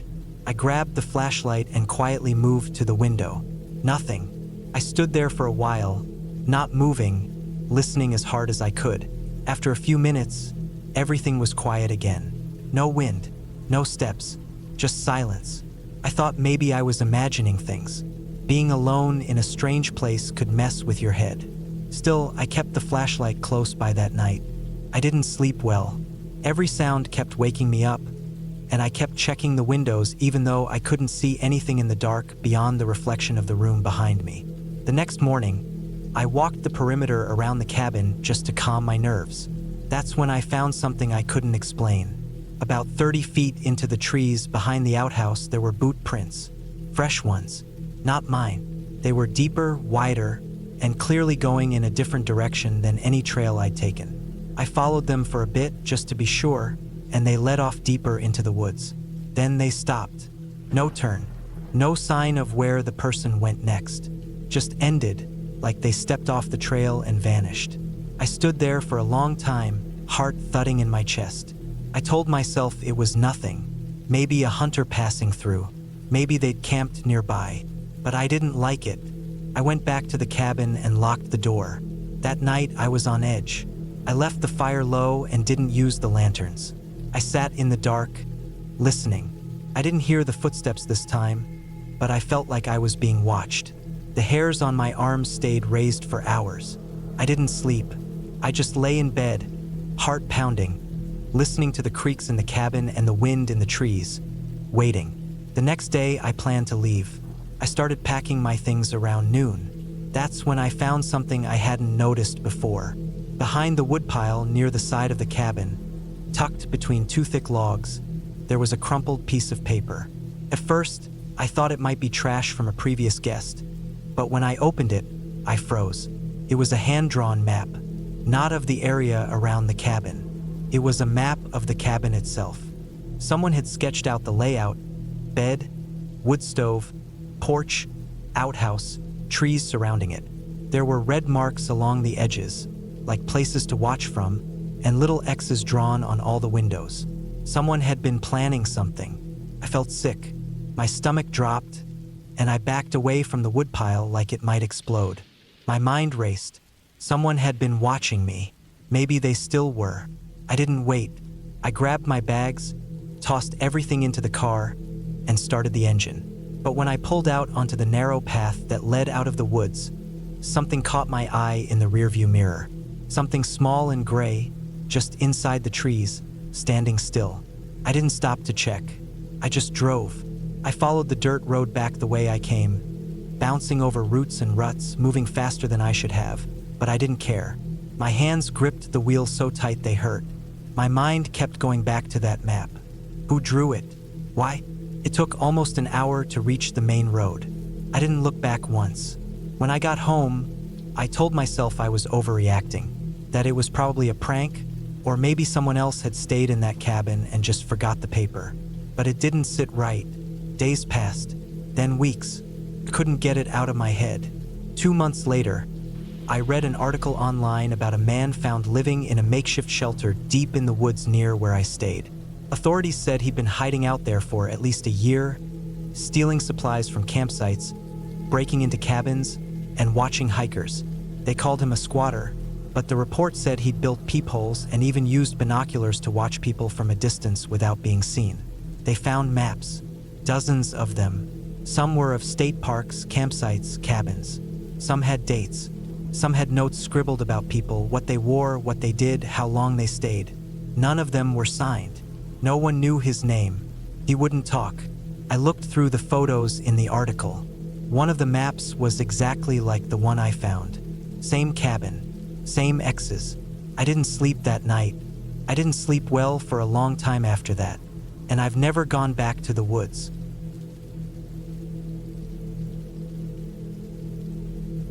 I'm not the type who enjoys writing about what happened to me, but I feel like this is something I need to get off my chest. Maybe putting it all down in one long go will make it stop replaying in my head. I'm not telling this for attention. I don't even want people to know my name. I just want the memories to fade, but they keep circling back. Especially at night, especially when it's quiet. A few years ago, I rented a small cabin deep in the woods of northern Montana. It was in early October, right when the leaves were changing, and the air had that crisp bite that meant winter was coming. I'd been behind on a project, freelance work that required a lot of focus, and I was sick of the noise in the city. I wanted to get away from distractions, emails, phone calls, traffic, neighbors, everything. The cabin looked perfect. It was cheap, isolated, and had everything I needed: power, running water, a wood stove, and even a basic internet connection through satellite. The ad said it was about 4 miles off the main road, accessible by a gravel path. That turned out to be an understatement. It took me almost an hour to drive from the nearest town to the cabin. My phone signal vanished halfway in, and the gravel path was more like a single-lane trail winding through dense forest. I had to take it slow the whole time, careful not to pop a tire on the sharp rocks or skid off the narrow edges. By the time I reached the cabin, the sun was already low, and the air had turned cold enough that I could see my breath. The place was small but decent. 1 bedroom, a main room with a desk and a couch, a tiny kitchen, and a bathroom with a composting toilet. The windows looked out into nothing but trees. There were no neighbors, no lights in the distance, no sounds besides birds, wind, and the occasional creak of the wood when it shifted from the cold. I unpacked my things and started a fire in the wood stove. I was feeling good, excited to get some uninterrupted work done. I had food for 2 weeks, a generator with enough fuel for about a month, and backup batteries. I even brought a satellite hotspot that worked just well enough to check emails if I really had to. The first few days were peaceful. I got more done in 3 days than I had in the past 3 weeks. I slept better too, probably because it was so quiet. There was no street noise, no sirens, nothing. Just wind through the trees and the occasional knock of branches against the walls. But on the 4th night, things started feeling different. It was around 11 p.m. I was getting ready for bed when I heard a sound outside. It wasn't anything loud, just a sharp crack like a stick snapping. Then another one. At first I thought it was an animal. There were deer, elk, even bears out here. I figured one had wandered near the cabin. But something about the rhythm of the noises didn't sit right with me. They weren't random. They were spaced evenly apart. Step, crack, step, crack, like someone walking.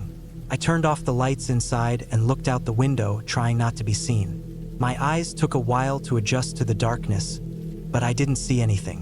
I stood there for a few minutes, heart pounding, watching the trees. Nothing moved. Eventually, I convinced myself it was just my imagination. The wind, a raccoon, something stupid. I went to bed, but I didn't sleep much that night. Every creak of the floorboards, every gust of wind against the cabin, made me flinch. I kept thinking I heard something outside, like faint footsteps crunching through leaves. I kept checking the windows, expecting to see someone staring back at me, but there was nothing. The next morning, I walked around the cabin, looking for footprints. The ground was covered in leaves, but I didn't see anything unusual. Still, I couldn't shake the feeling that I was being watched. I told myself I was just spooked from being alone in the woods. That kind of isolation does weird things to your head. I got back to work and tried to ignore it. That evening, I brought more firewood inside. The temperature was dropping fast, and I didn't want to be going out at night. As I stacked the logs near the stove, I noticed something strange on the edge of the window. There were marks on the glass, long smears, like someone had touched it with dirty fingers. I went outside and looked closer. The smears were on the outside, not the inside, for long streaks about shoulder height. I stared at them for a long time. They weren't there the day before. I was sure of it. That night, I locked the door, pulled the blinds down on all the windows, and brought a heavy wrench into the bedroom with me. I didn't own a gun, which I was starting to regret. I lay in bed for hours, listening, waiting. Sometime around 2 a.m., I heard footsteps on the porch. They were slow, careful, deliberate. Then the sound of someone trying the doorknob. Not hard, just a light jiggle, like they were checking to see if it was locked.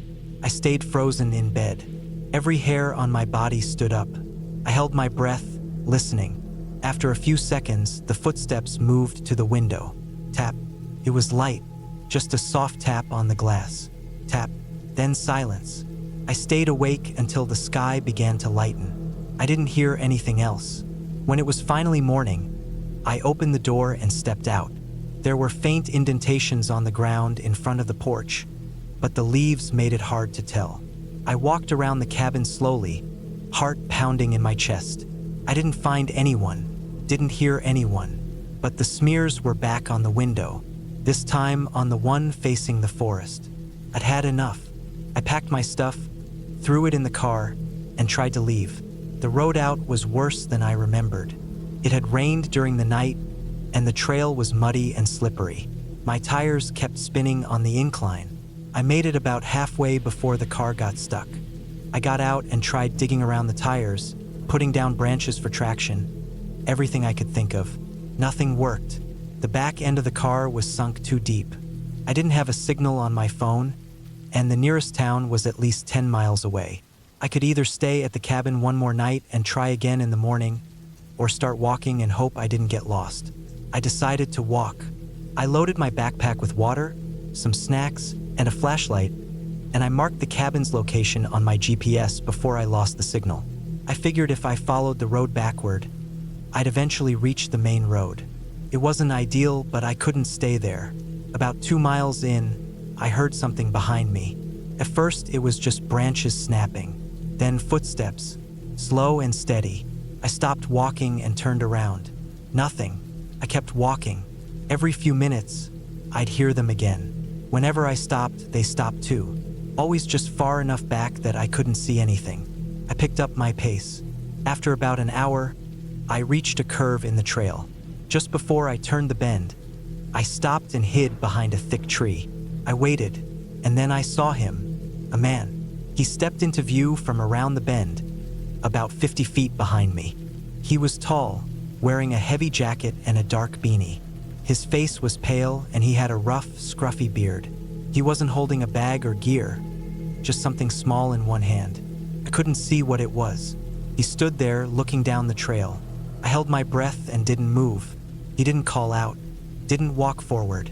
He just stood there for a few seconds, then slowly turned around and walked back the way he came. I waited until he was out of sight before I started walking again. Fast, almost jogging. I didn't stop until I reached the edge of the forest and saw the gravel road ahead. A truck passed by about 20 minutes later, and I flagged it down. The guy driving looked at me like I was crazy, but I didn't care. He dropped me off at the nearest gas station, and I used the phone there to call for help. Later that day, a tow truck went out to the trail and pulled my car free. I never went back to the cabin. I didn't want to. I told the sheriff what happened. He said it was probably just a squatter. Maybe someone living off the grid. Maybe a local who didn't like people in his woods. He said they'd send someone out to check the place. I never heard back. I didn't want to. It's been over a year now, and I still think about it. I wonder what would have happened if I hadn't locked the door, if I hadn't walked out when I did, if I'd stayed one more night. Sometimes I wake up in the middle of the night and think I hear something outside. A soft tap on the window, footsteps on the porch. I live in the city now. My apartment's small, noisy, and always lit up from the streetlights.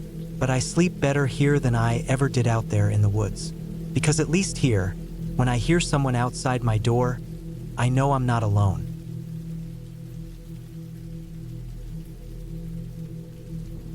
I'm not the kind of person who usually rents cabins alone, especially not out in the middle of nowhere. But after a tough few months at work and a breakup that left me feeling drained, I needed to get away, somewhere quiet, somewhere I could breathe. I found a small cabin on a rental site that looked perfect. It was deep in the forest by a private lake, and the listing said it had no Wi-Fi, no cell signal, no TV. Just trees, water, and quiet. That was exactly what I wanted. I booked it for 6 days. I figured I could spend that time hiking, cooking, sleeping, maybe journaling or reading. I packed a few paperbacks, a small cooler of groceries, a flashlight, matches, a couple knives, and some basic supplies just in case something went wrong. I wasn't going to be far from civilization, just a 2-hour drive from the nearest town. I drove up on a Monday morning. The road started paved, then turned to gravel, then dirt. The GPS stopped working about 15 minutes before I reached the property. I followed the owner's printed directions, which had step-by-step instructions and landmarks. It wasn't hard to find once I slowed down and kept my eyes open. There was a wooden sign nailed to a tree that said White Elk Cabin, with an arrow pointing down a narrow path. The path led to a clearing with a tiny A-frame cabin tucked into a slope. A wide, quiet lake shimmered just 100 feet away. It was beautiful. No other buildings in sight. No sounds except for the birds and the wind. The trees around the clearing were tall, thick, and dark green. The water was clear, and I could see little fish swimming near the surface. Felt peaceful. I almost turned off the car and just sat there, breathing in the silence. The cabin was small but clean. One room, a bed in the corner, a small wooden table and 2 chairs, a propane stove, a little sink with a hand pump for water, and a fireplace. There was a shed behind the cabin with chopped firewood and tools. A trail led down to the lake where there was a wooden dock and a bench. I unpacked slowly, putting my things in their places, wiping down the table, lighting a candle just for the atmosphere. I wasn't scared. Not yet. I felt calm. Tired, but calm. That first night, I sat out by the dock until the stars came out. The lake barely moved. The sky was so clear I could see more stars than I ever saw in the city. No planes, no headlights, no noise at all. I went back inside when it got cold and made a simple dinner, canned beans and bread. I didn't even light a fire. I just bundled up in a thick hoodie and read a few chapters from a book before falling asleep. The next day, I hiked along the trails behind the cabin. They weren't marked, but they were clearly used. Maybe by animals or by whoever owned the place. I didn't see any other people. I saw deer prints, and once I found a tree that had claw marks on the bark. Probably a bear, but it didn't look fresh. I stayed on the wider trails and didn't wander far. By the 3rd day, I started hearing things at night. The first noise was soft. It sounded like footsteps, not close, somewhere out in the woods. Crunching leaves, slow and steady, like someone pacing. I sat up in bed and listened for a long time. It stopped, then started again a few minutes later. Sometimes it was to the left of the cabin, then the right, but never very close. I told myself it was an animal, a deer maybe, or a raccoon, something small. I didn't want to admit it was making me nervous. I didn't go outside to check. I just stayed in bed and eventually fell asleep. The next day, I walked a bit farther on the trails. I found a small creek and followed it for a while. When I turned back, I noticed something strange. About 20 feet off the trail, I saw something sticking out of the ground. It was a piece of rope, frayed at the end, just barely sticking up through the dirt and moss. I pulled on it gently. It didn't move. It was buried deep.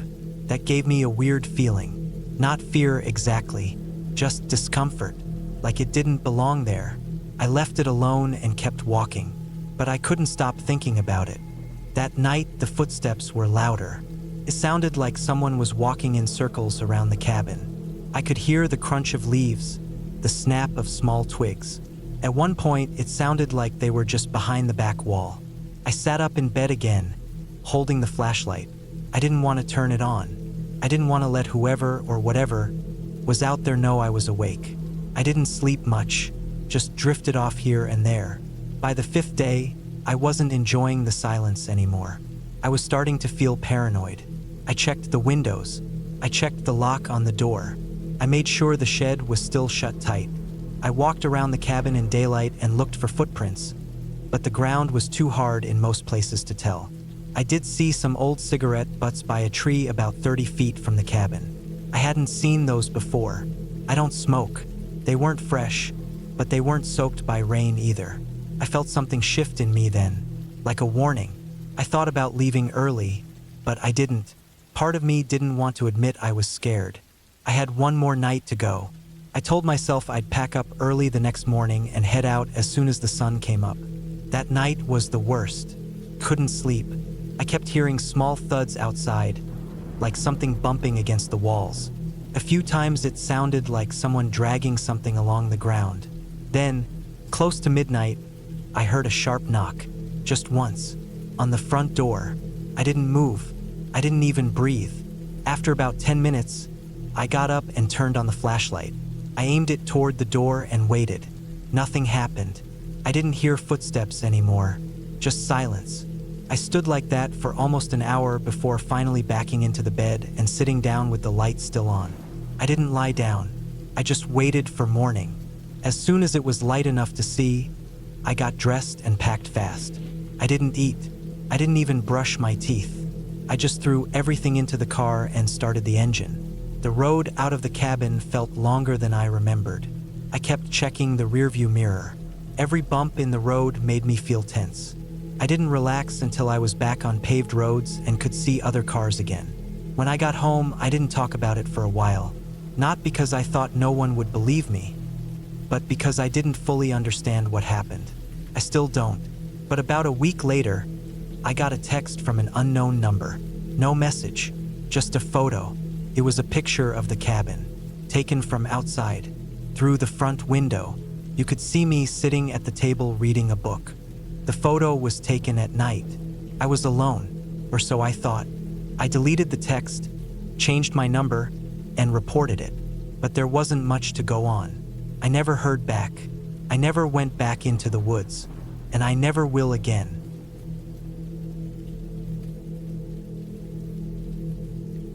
I never liked cities much.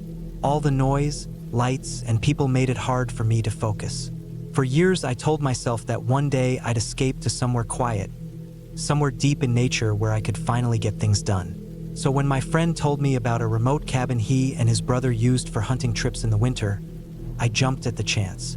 It was far out in the woods, about 2 hours past the last gas station, with no neighbors, no reception, and no distractions. Just silence. It sounded perfect. I packed my truck with everything I thought I'd need.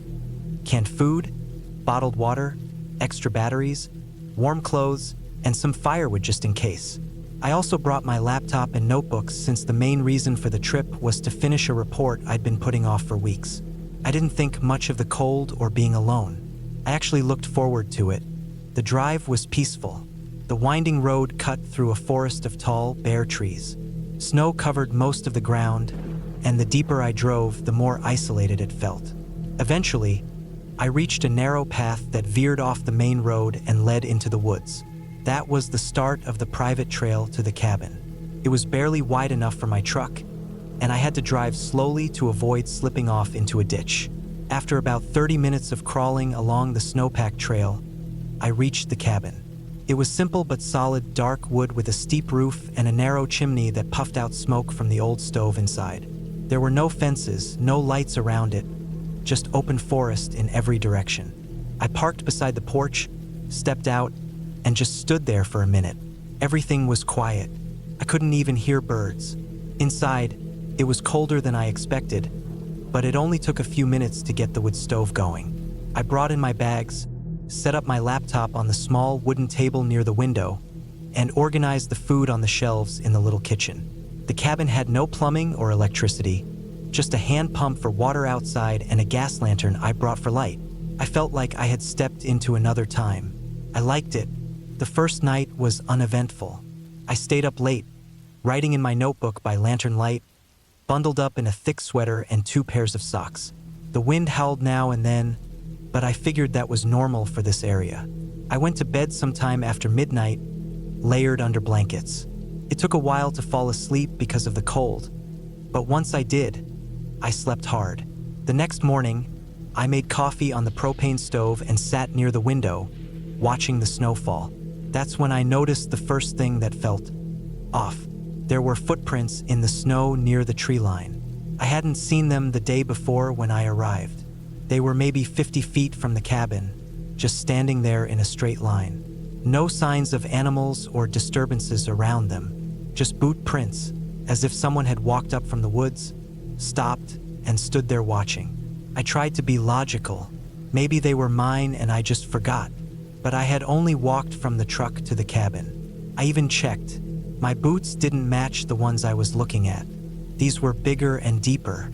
I stared at them for a long time, but then the snow started falling harder and covered them by noon. I got back to work, but I couldn't stop thinking about those tracks.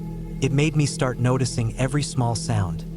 Branches creaking, snow thudding from trees, the occasional knock of wood against the cabin's siding from the wind. I told myself not to overthink things. I was alone in the woods. Sounds carry farther out here. Still, I didn't sleep as easily that night. The second night, I woke up to a sound. It wasn't loud, but it was close. A soft crunch, like footsteps in snow. I stayed still under the covers and listened. I couldn't tell if it was real or if I dreamed it. Then I heard it again. One step, then another, right outside the cabin. I didn't have a gun, just a heavy flashlight and a kitchen knife I kept on the table. I slowly got out of bed, grabbed the flashlight, and crept toward the window. I waited before shining it. I was afraid I might actually see someone. When I finally turned it on and pointed it out the window, the beam hit nothing. Just the same dark woods, heavy with snow. The wind picked up again, and everything else was still. I went outside anyway, just to check. Even though it was freezing, there were no prints this time. The snow was fresh and untouched. Still, I couldn't shake the feeling. Something had been there, watching, moving. The third day, I worked for hours trying to distract myself. I barely ate. I stayed inside most of the day, only stepping out to pump more water and use the outhouse. I didn't want to be out there longer than I had to. That night, I left the lantern on when I went to bed. I also moved the table in front of the door and set the knife closer to me on the nightstand. Sometime around 3 a.m., I woke up again. This time, it wasn't the sound of footsteps. It was a creak, wood bending, slowly, the sound of pressure on an old step. The porch. I didn't move. I didn't even breathe. I listened. The sound came again. Creak. Then nothing. I sat up in bed and stared at the door. My heart was pounding so hard I thought it might echo off the cabin walls. I waited. Minutes passed. Then I heard another sound. Not the porch this time. The side of the cabin. A slow drag across the wood, like someone's hand or something, moving along the wall. I imagined long fingers brushing against the boards as they circled the place, looking for a way in. I stayed like that until dawn. When the sky started to turn pale, the sound stopped.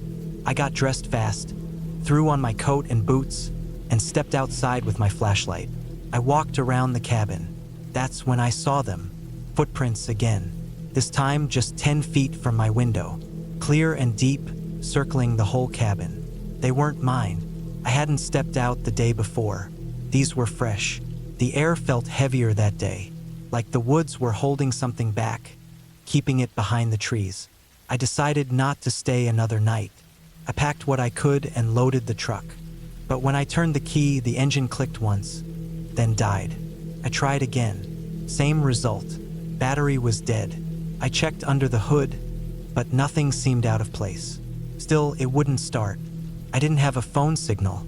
The nearest town was over 20 miles away, and the road was too deep with snow to hike without snowshoes. I was stuck, at least for another night. I tried to keep calm. I spent the afternoon chopping more wood and bringing it inside. I locked the door with a makeshift wooden brace and covered the windows with blankets to block the view in. I didn't eat. I barely drank anything. I sat with the knife in my lap and the flashlight in my hand, staring at the door. The final night was different. It didn't start with sounds. It started with silence. A silence so thick it made my ears ring. Even the wind had stopped. No movement in the trees, just absolute stillness. Then came the knock. Just one. On the front door. Not loud, not frantic. Just a slow, heavy knock. Then silence again. I didn't move. I didn't breathe. I didn't make a sound. Another knock came a minute later. Then another. I sat like that for what felt like hours. The knocks never got faster. They stayed the same. One every few minutes. As if whoever it was had all the time in the world. At some point, they stopped. But I didn't sleep. I stayed up until morning, listening, waiting. As soon as there was light, I went outside with the flashlight and the knife. I checked around the cabin again. The snow showed what I feared. Footprints leading up to the door, then around the cabin, then back to the woods. Just one set, big, deep, deliberate. I spent the day trying everything I could to get the truck to start. I scraped the battery contacts, checked every wire, prayed it was just too cold and not something worse. Eventually, in the late afternoon, it finally turned over. The engine sputtered and came to life. I didn't wait. I grabbed the essentials, tossed them into the passenger seat, and started driving. The trail out felt longer than before. Every turn in the trees looked the same. I kept checking the mirror, convinced I'd see something running behind me, but the road stayed empty. By the time I reached the main road, I was shaking. Not from the cold, but from relief. I didn't stop until I hit the first gas station, nearly 2 hours later. I ran inside, bought a coffee I didn't drink, and just sat in the corner of the store until the shaking stopped. I never went back to that cabin. I never asked my friend about it either. I didn't want to know if he or his brother had ever experienced anything similar. I didn't want to hear if someone had disappeared near those woods.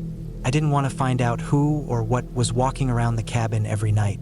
I just wanted to forget it. But even now, years later, when winter comes and the nights get long and quiet, I still think about those footsteps.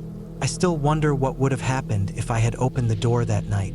And I'm glad I never found out.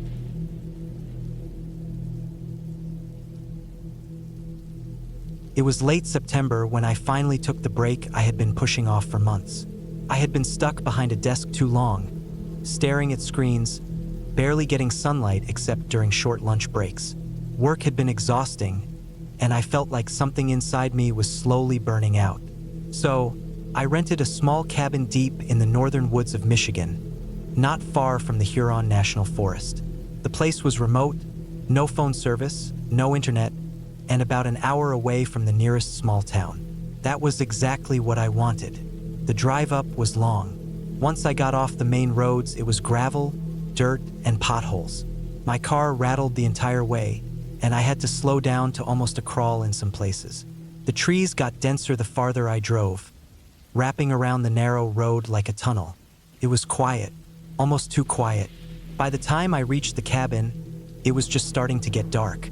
The cabin was small but clean. It sat in a clearing with tall pine trees surrounding it on all sides. The nearest neighbor was apparently over 3 miles away. There was a short gravel driveway that ended in front of the porch. The wood siding was a little weathered, but the inside was surprisingly cozy. 1 bedroom, a small kitchen, and a main room with a wood-burning stove.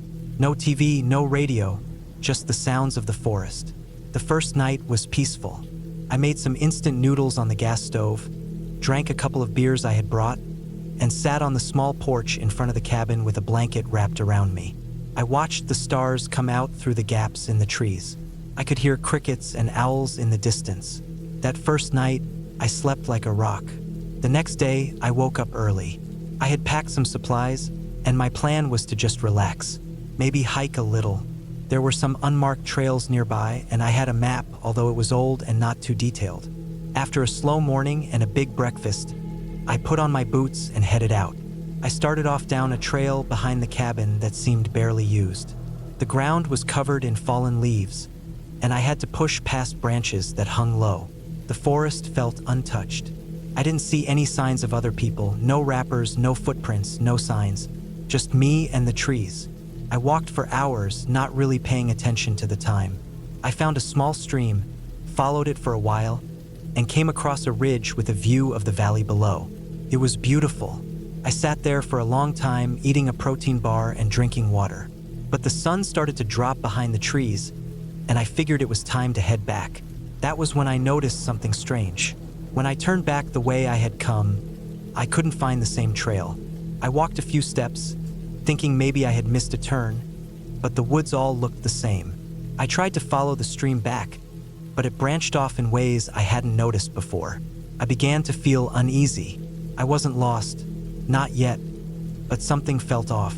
The forest had changed somehow, Or maybe I just wasn't paying close enough attention on the way in. I didn't panic. I took out the map and compass and tried to reorient myself. The problem was the map wasn't helpful. There were no clear landmarks, and the stream wasn't marked. I chose what I thought was the right direction and started walking. As I moved, I started seeing things that made me stop. First, a tree with strange markings on the bark. Not carvings, but deep scratches, like from claws or tools.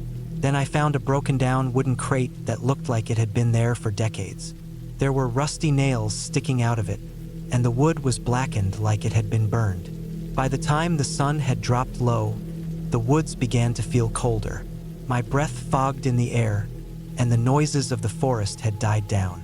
No more birds, no more rustling, just my own footsteps. I walked faster. After another hour or so, I finally saw the clearing. Relief washed over me, but when I stepped into it, my stomach dropped. It wasn't my cabin. This one was different, smaller, older. It looked abandoned, with broken windows and a collapsed roof on one side. I had never seen it before, and it wasn't marked on the map. Still, it was shelter and it was getting dark fast. I went inside carefully. The wooden floor creaked under my boots, and the air smelled like mildew and old wood. There was a collapsed table, some broken chairs, and old cans scattered across the floor.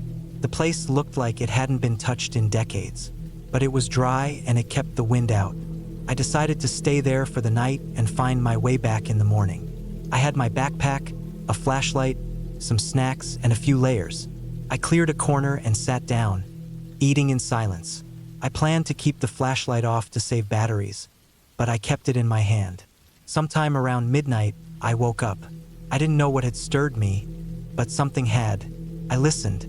There were footsteps outside, slow, crunching the leaves, then stopping, then starting again, then stopping. They circled the cabin once, slowly, then again. Couldn't breathe. I didn't move a muscle. I turned off my flashlight. My heart pounded in my ears.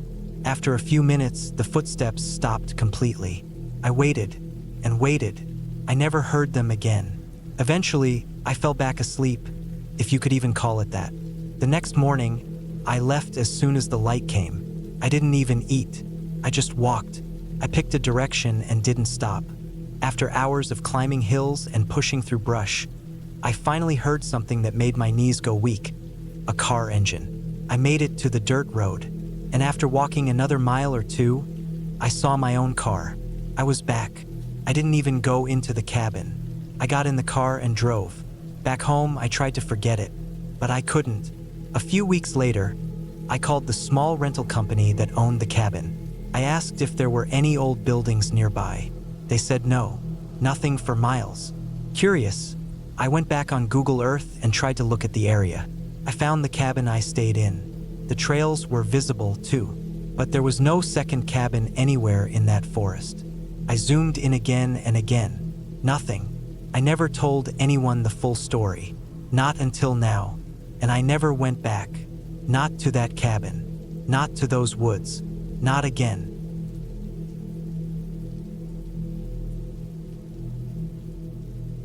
It was early November when I decided to spend a week in a small cabin deep in the northern woods of Minnesota.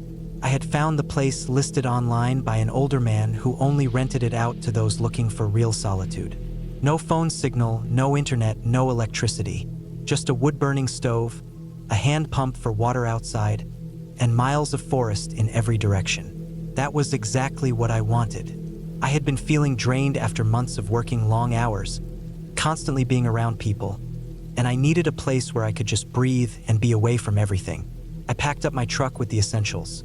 Warm clothes, canned food, a big water container, a hunting knife, a small axe, a heavy-duty flashlight with extra batteries, and a notebook I had been meaning to write in for years. I brought a map and a compass because GPS wouldn't work up there. The road was rough for the last 2 hours, just gravel and dirt, with potholes big enough to swallow a tire if I wasn't careful. I passed no other cars, no houses, no people. Just endless trees, already bare from the cold, their branches reaching out like skeletal fingers. The cabin sat alone at the end of a narrow path, tucked away beneath a few pine trees. It was smaller than I expected, with weather-worn wood and a tin roof. There were no signs of recent use, no tire tracks, no footprints. That was fine by me. I liked the idea of being the first person there in a while. The air was colder than it had been back home, and I could already smell winter creeping in. I unpacked quickly and started a fire in the stove. The warmth felt good after the chill outside, and I sat for a while just listening to the crackle of the flames and the wind howling faintly through the trees. That first night, I slept deeply. I had no dreams, just complete darkness and silence. I woke up once or twice, not because of noise, but just because I wasn't used to the total blackness. Even with the heavy clouds outside, the stars seemed brighter here when they did peek through. The moon was a thin crescent, barely shedding light. I made a note in my notebook about how different real darkness felt. You don't get that in the city even at 3 a.m. Over the next 2 days, I followed a steady routine. I hiked a little each morning, cooked simple meals, chopped some wood, and wrote. There wasn't much else to do, but I liked it. I was letting my thoughts settle. The only thing that started to bother me was the feeling that I was being watched. Not constantly, but just every now and then. It was small things at first. A bird would suddenly fly away like it had been startled, or I'd turn around feeling like something had moved behind me, but nothing was there. I told myself it was just my brain adjusting to the silence. On the third evening, I stayed out a little later than usual. I had walked about 2 miles west of the cabin along a faded deer trail that weaved through some thick underbrush. I had marked my trail with small broken branches so I wouldn't get lost. I was turning back when I saw something odd off the path.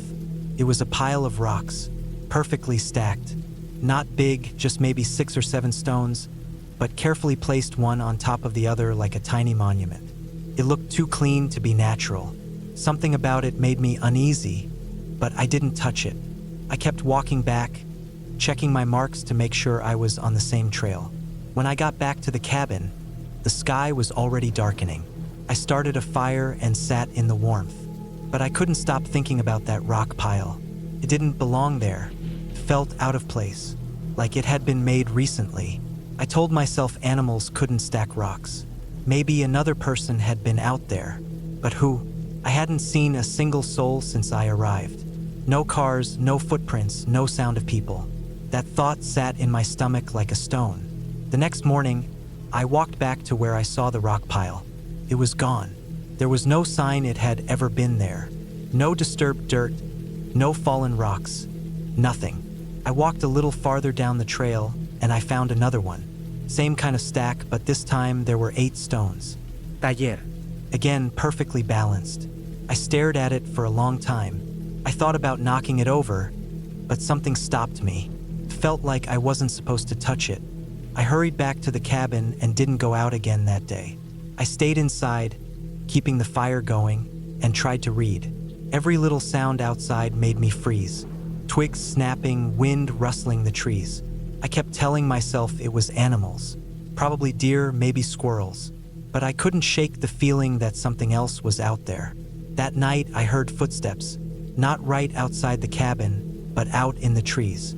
Slow, deliberate steps, crunching leaves, then silence, then a few more steps. I turned off my lamp and just sat there in the dark, listening. The steps would stop for long stretches, and just when I thought it was over, they'd start again. Sometimes closer, sometimes farther. It went on for maybe an hour, then nothing. I barely slept. The next day, I checked around the cabin. No prints.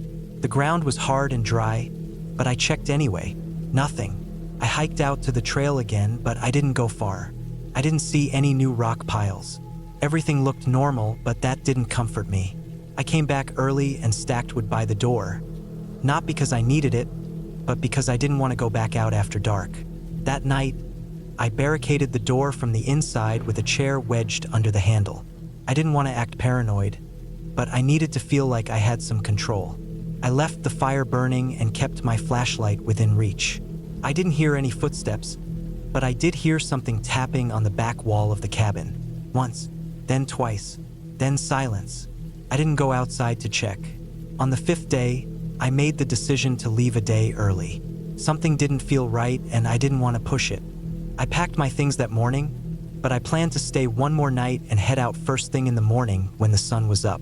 That day, I noticed that the trail markers I had made, the broken branches and small marks in the dirt, were all gone. I hadn't told anyone I was marking my way. No one should have known they were there. I didn't hike at all that day. I stayed close, trying to calm my nerves. But by dusk, I started to notice a sound. Not footsteps, not tapping, but a low hum, almost like a deep whistle coming from far off. It would come and go, faint but constant. I stayed inside, not daring to open the door.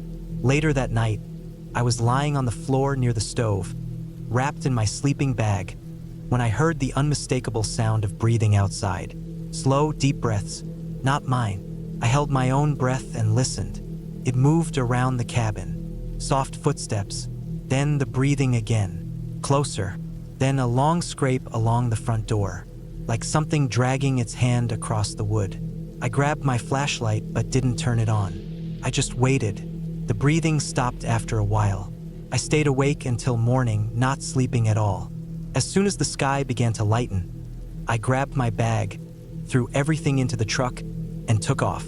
I didn't stop for anything. I didn't look back. The road was rough, but I kept going, not slowing down until I hit pavement hours later. When I got home, I didn't tell anyone about what happened. Not for a long time. I didn't even check my notebook. I shoved it into a drawer. Weeks went by before I finally opened it. I flipped through the pages. My notes were all there, but on one page, near the back, in handwriting that wasn't mine, were the words, "Don't come back." That notebook hadn't left my bag. I had zipped it shut every night. I sat there staring at the page for a long time. The ink was smudged, like it had been written in a hurry. The words were uneven, shaky. I never showed it to anyone. I just threw the notebook away. That trip changed me. I don't camp alone anymore. I don't hike off trail. I don't go anywhere without cell service. I still don't know what was out there in those woods. But it wasn't an animal. And it wasn't just the wind. It was something that didn't want me there.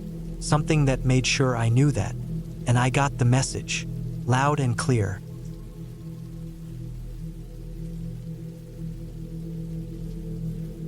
I don't talk about that trip much anymore. Not because I want to forget it, but because most people won't understand how something so simple, so seemingly harmless, can go so wrong when you're alone in the woods. It wasn't dramatic in the movie sense. No killers in masks, no monsters, just real fear, and the kind that comes from isolation, human unpredictability, and poor judgment. It started with a break. I needed one. Work had been overwhelming for months, and my head felt like it never shut off. I worked as a freelance designer, which meant long hours, constant pressure, and no real off switch. When a client delayed a big project by 3 weeks, I saw it as a rare window to get away and reset. I didn't want to go to a crowded resort or fly anywhere. I just wanted silence. No emails, no notifications, no distractions. Somewhere I could read, sleep, go on walks, and think. I found a cabin listing deep in the Vermont woods, off a quiet gravel road that twisted for miles through thick forest. It had no Wi-Fi, no cell reception, and barely even electricity, except for a small generator that ran a few lights in the fridge. The place looked rustic but clean. It was mid-October when I went, just past peak foliage season. Most of the tourists had left by then, and the area had that quiet, empty feel that creeps in after summer's end. I loaded up my car with enough supplies for a week. Canned food, bottled water, a few coolers, my clothes, flashlights, my Kindle, some notebooks, and firewood. I even packed an axe, just in case I needed it. The drive was long, mostly highway at first, then narrowing into smaller back roads that turned to gravel. I passed only a few other cars once I turned off the main road. By the time I reached the cabin, the sun was sinking behind the trees. The cabin sat back off the road, tucked into a clearing about 50 yards from the treeline. It had a small porch, one window on the front, and smoke curling from the chimney. I'd asked the owner if anyone lived nearby, and he said the nearest neighbor was over 3 miles away. Inside, the cabin was simple. One room with a wood stove in the corner, a bed against one wall, a kitchenette, a table, and a small bathroom with a composting toilet. No shower, but I could manage. The generator hummed quietly, and I used it sparingly. The first 2 days were peaceful. I spent them walking the trails near the cabin, chopping firewood, and cooking simple meals. I watched the sun set through the trees each night and listened to the wind push through the leaves. At night, the woods got black. Not dark, black. I couldn't see a foot outside the window. I kept a flashlight close just in case. By the third night, I started noticing small things that didn't sit right. Nothing huge, just small details that tugged at my brain. One afternoon, I took a trail about half a mile from the cabin. It looped around a small creek. I stopped there to rest on a log and eat a granola bar. When I came back later, I saw that the firewood pile next to the cabin looked different. Some of the logs I'd stacked earlier were now scattered across the grass, like someone had kicked them. I figured it might have been an animal, maybe a raccoon or something. I res-tacked them and didn't think too much of it. That night, I went to bed early. It had gotten colder and windier, and the cabin creaked with each gust. Around 1 a.m., I woke up to a sharp metallic sound outside, like something metal tapping against something hard. Came once, then again slower. I got up, pulled on my boots, grabbed the flashlight, and opened the front door. The porch was empty. I shined the light around but didn't see anything. The wind had died down. I stood there for a few minutes, listening. Then I heard the sound again, but this time it was behind the cabin. I stepped off the porch and walked slowly around the side. My flashlight caught movement near the edge of the trees, something ducking behind a trunk. My heart thudded. Could have been a deer, I told myself, or a bear, but no bear moves like that. I stayed still for a long time, watching. Nothing moved again. I went back inside and locked the door. The next morning, I walked around the cabin in the daylight. I didn't see any footprints, but the ground was covered in dry leaves, so maybe that wasn't surprising. Still, the unease stuck with me. That day, I stayed close to the cabin. I chopped more firewood, cooked some beans, and spent most of the afternoon reading inside. But even then, I kept catching myself glancing out the window. I didn't like that I was jumpy. Around 5 p.m., I saw something strange across the clearing. Just a quick flicker of motion behind a tree. I waited, staring for a while, but nothing came of it. I walked out with the axe in hand, not raised, just holding it. I checked around the trees and found nothing. That night, I didn't sleep well. I kept waking up, convinced I'd heard something outside. By the 5th day, I wanted to leave, but I told myself I was being paranoid. I didn't want to quit halfway through the break I'd looked forward to for so long. I forced myself to go on another long hike that day to clear my head. I took my phone with me, mostly for the time, even though there was no signal. I followed a narrow trail that twisted up a ridge about a mile away. It was a good climb, and when I got to the top, I sat for a while on a flat rock, sweating and catching my breath. When I came back down, I noticed something strange. Near the bottom of the ridge, where the trees thickened again, I saw a tree trunk with deep cuts in the bark, almost like symbols or slashes. Not natural, too straight, too deliberate. I touched one. It was fresh. I looked around but didn't see anyone. Still, the feeling that someone had been there very recently kept my skin crawling. I hurried back to the cabin. That evening, I left the generator off. I sat in the dark, only the firelight flickering across the walls. I didn't want to make noise or light that might draw attention. I stayed awake almost all night, sitting on the bed, listening. Around 3 a.m., I heard something walking near the porch, slow steps, not animal-like. Then came a sound against the wall, like fingers dragging across the wood. Just once, then silence. I didn't move. I didn't breathe. My flashlight was in my lap, and I didn't dare turn it on. Eventually, the sun came up. I stepped outside just after sunrise.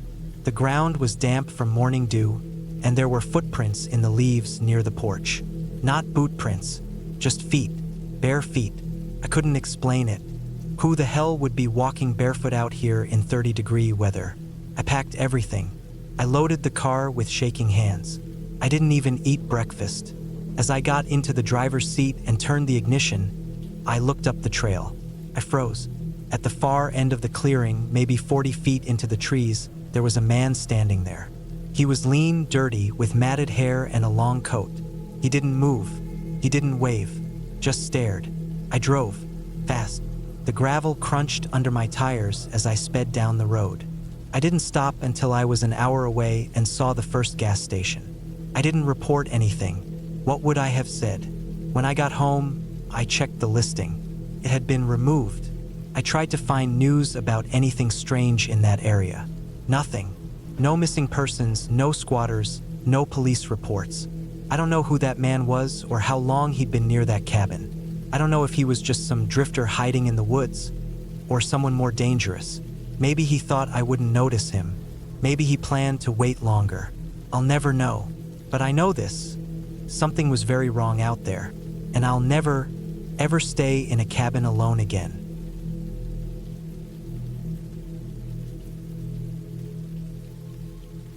It was the middle of September when I decided to spend a week alone in a remote cabin deep in the woods of northern Montana. I had been working nonstop for almost a year, barely taking a break, and the pressure from my job was piling up. My sleep was terrible, I was constantly anxious, and my mind felt like it was always racing. I needed a place with no cell service, no internet, no people, just quiet. I had found the cabin through a listing online. It was owned by a retired forest ranger who rented it out occasionally. He said it was simple but solid, fully stocked with basic supplies and located about 5 miles off the nearest gravel road. The pictures showed a single-story wooden cabin with a steep roof, a stone chimney, and a porch that looked out over a clearing surrounded by thick trees. It looked perfect. I arrived at the cabin in the late afternoon. The last stretch of the drive had been rough. A narrow dirt path with deep ruts and low-hanging branches that scraped the sides of my SUV. I parked next to the cabin and turned off the engine. The silence hit me right away. No cars, no distant hum of a highway, no planes overhead. Just wind in the trees and the occasional call of a bird. I unloaded my gear and stepped inside. The interior was basic but comfortable. There was a small wood stove in the corner, a wooden table with 2 chairs, a bed pushed up against one wall with thick wool blankets, and shelves stocked with canned food, bottled water, and firewood. There was no electricity, no plumbing, just a hand pump at the sink and a composting toilet in a small shed out back. I set up my things, lit a few candles, and made a simple dinner of soup and crackers. That first night, I sat on the porch with a blanket wrapped around me, watching the light fade from the sky. The stars came out clearer than I had ever seen them. The sky so dark and full it felt like I could fall into it. I went to bed early, my body finally relaxing in the stillness. The first 2 days were peaceful. I spent my time reading, walking the trails around the cabin, and chopping wood for the stove. I even napped in the afternoon, which I hadn't done in years. I started to feel like myself again. I had no contact with the outside world, and for once I didn't care. But on the 3rd night, something changed. It started with a noise. I had just gotten into bed and was pulling the blankets up around me when I heard it. A low, distant crack, like a branch snapping. I sat up, listening. At first, I thought it was just the trees. The wind had picked up a bit, but then it came again, louder this time. Another crack, then silence. I got up, put on my boots, and stepped outside with a flashlight. The wind was light, and the trees swayed gently. I swept the beam of the flashlight across the clearing, then into the forest. I didn't see anything. I waited for a few minutes, listening, but the noise didn't come again. After a while, I went back inside and locked the door. It took me longer to fall asleep that night. The next morning, I went to check around the clearing. I found a large broken branch on the edge of the trees. It looked like it had fallen naturally. I told myself that's all it was. But later that day, I noticed something else. Something that made my stomach twist. About 50 feet into the woods, I found a pile of rocks. It wasn't big, maybe 2 feet tall, and it looked carefully stacked. Too carefully. I hadn't noticed it before, and I had walked that trail at least twice already. The rocks were smooth and gray, and the stack looked deliberate. It wasn't a cairn like hikers use to mark trails. It was just a strange, neat pile in the middle of nowhere. I stared at it for a long time, then I kicked it over. The rocks tumbled to the ground. I stood there for a moment, then turned and walked back to the cabin, trying not to look over my shoulder. That night, the noises started again. First the cracks, then a thump, like something heavy hitting the ground, then footsteps, soft, slow, moving through the leaves. I froze in bed, holding my breath. The steps circled the cabin. I didn't move. The window next to the bed had no curtain, and I was too scared to look. I stayed awake for hours, heart racing, listening. Eventually, the sounds stopped. When the sun finally came up, I felt like I hadn't slept at all. I went outside and walked a slow lap around the cabin. There were no footprints, no signs of anything unusual. But the woods felt different.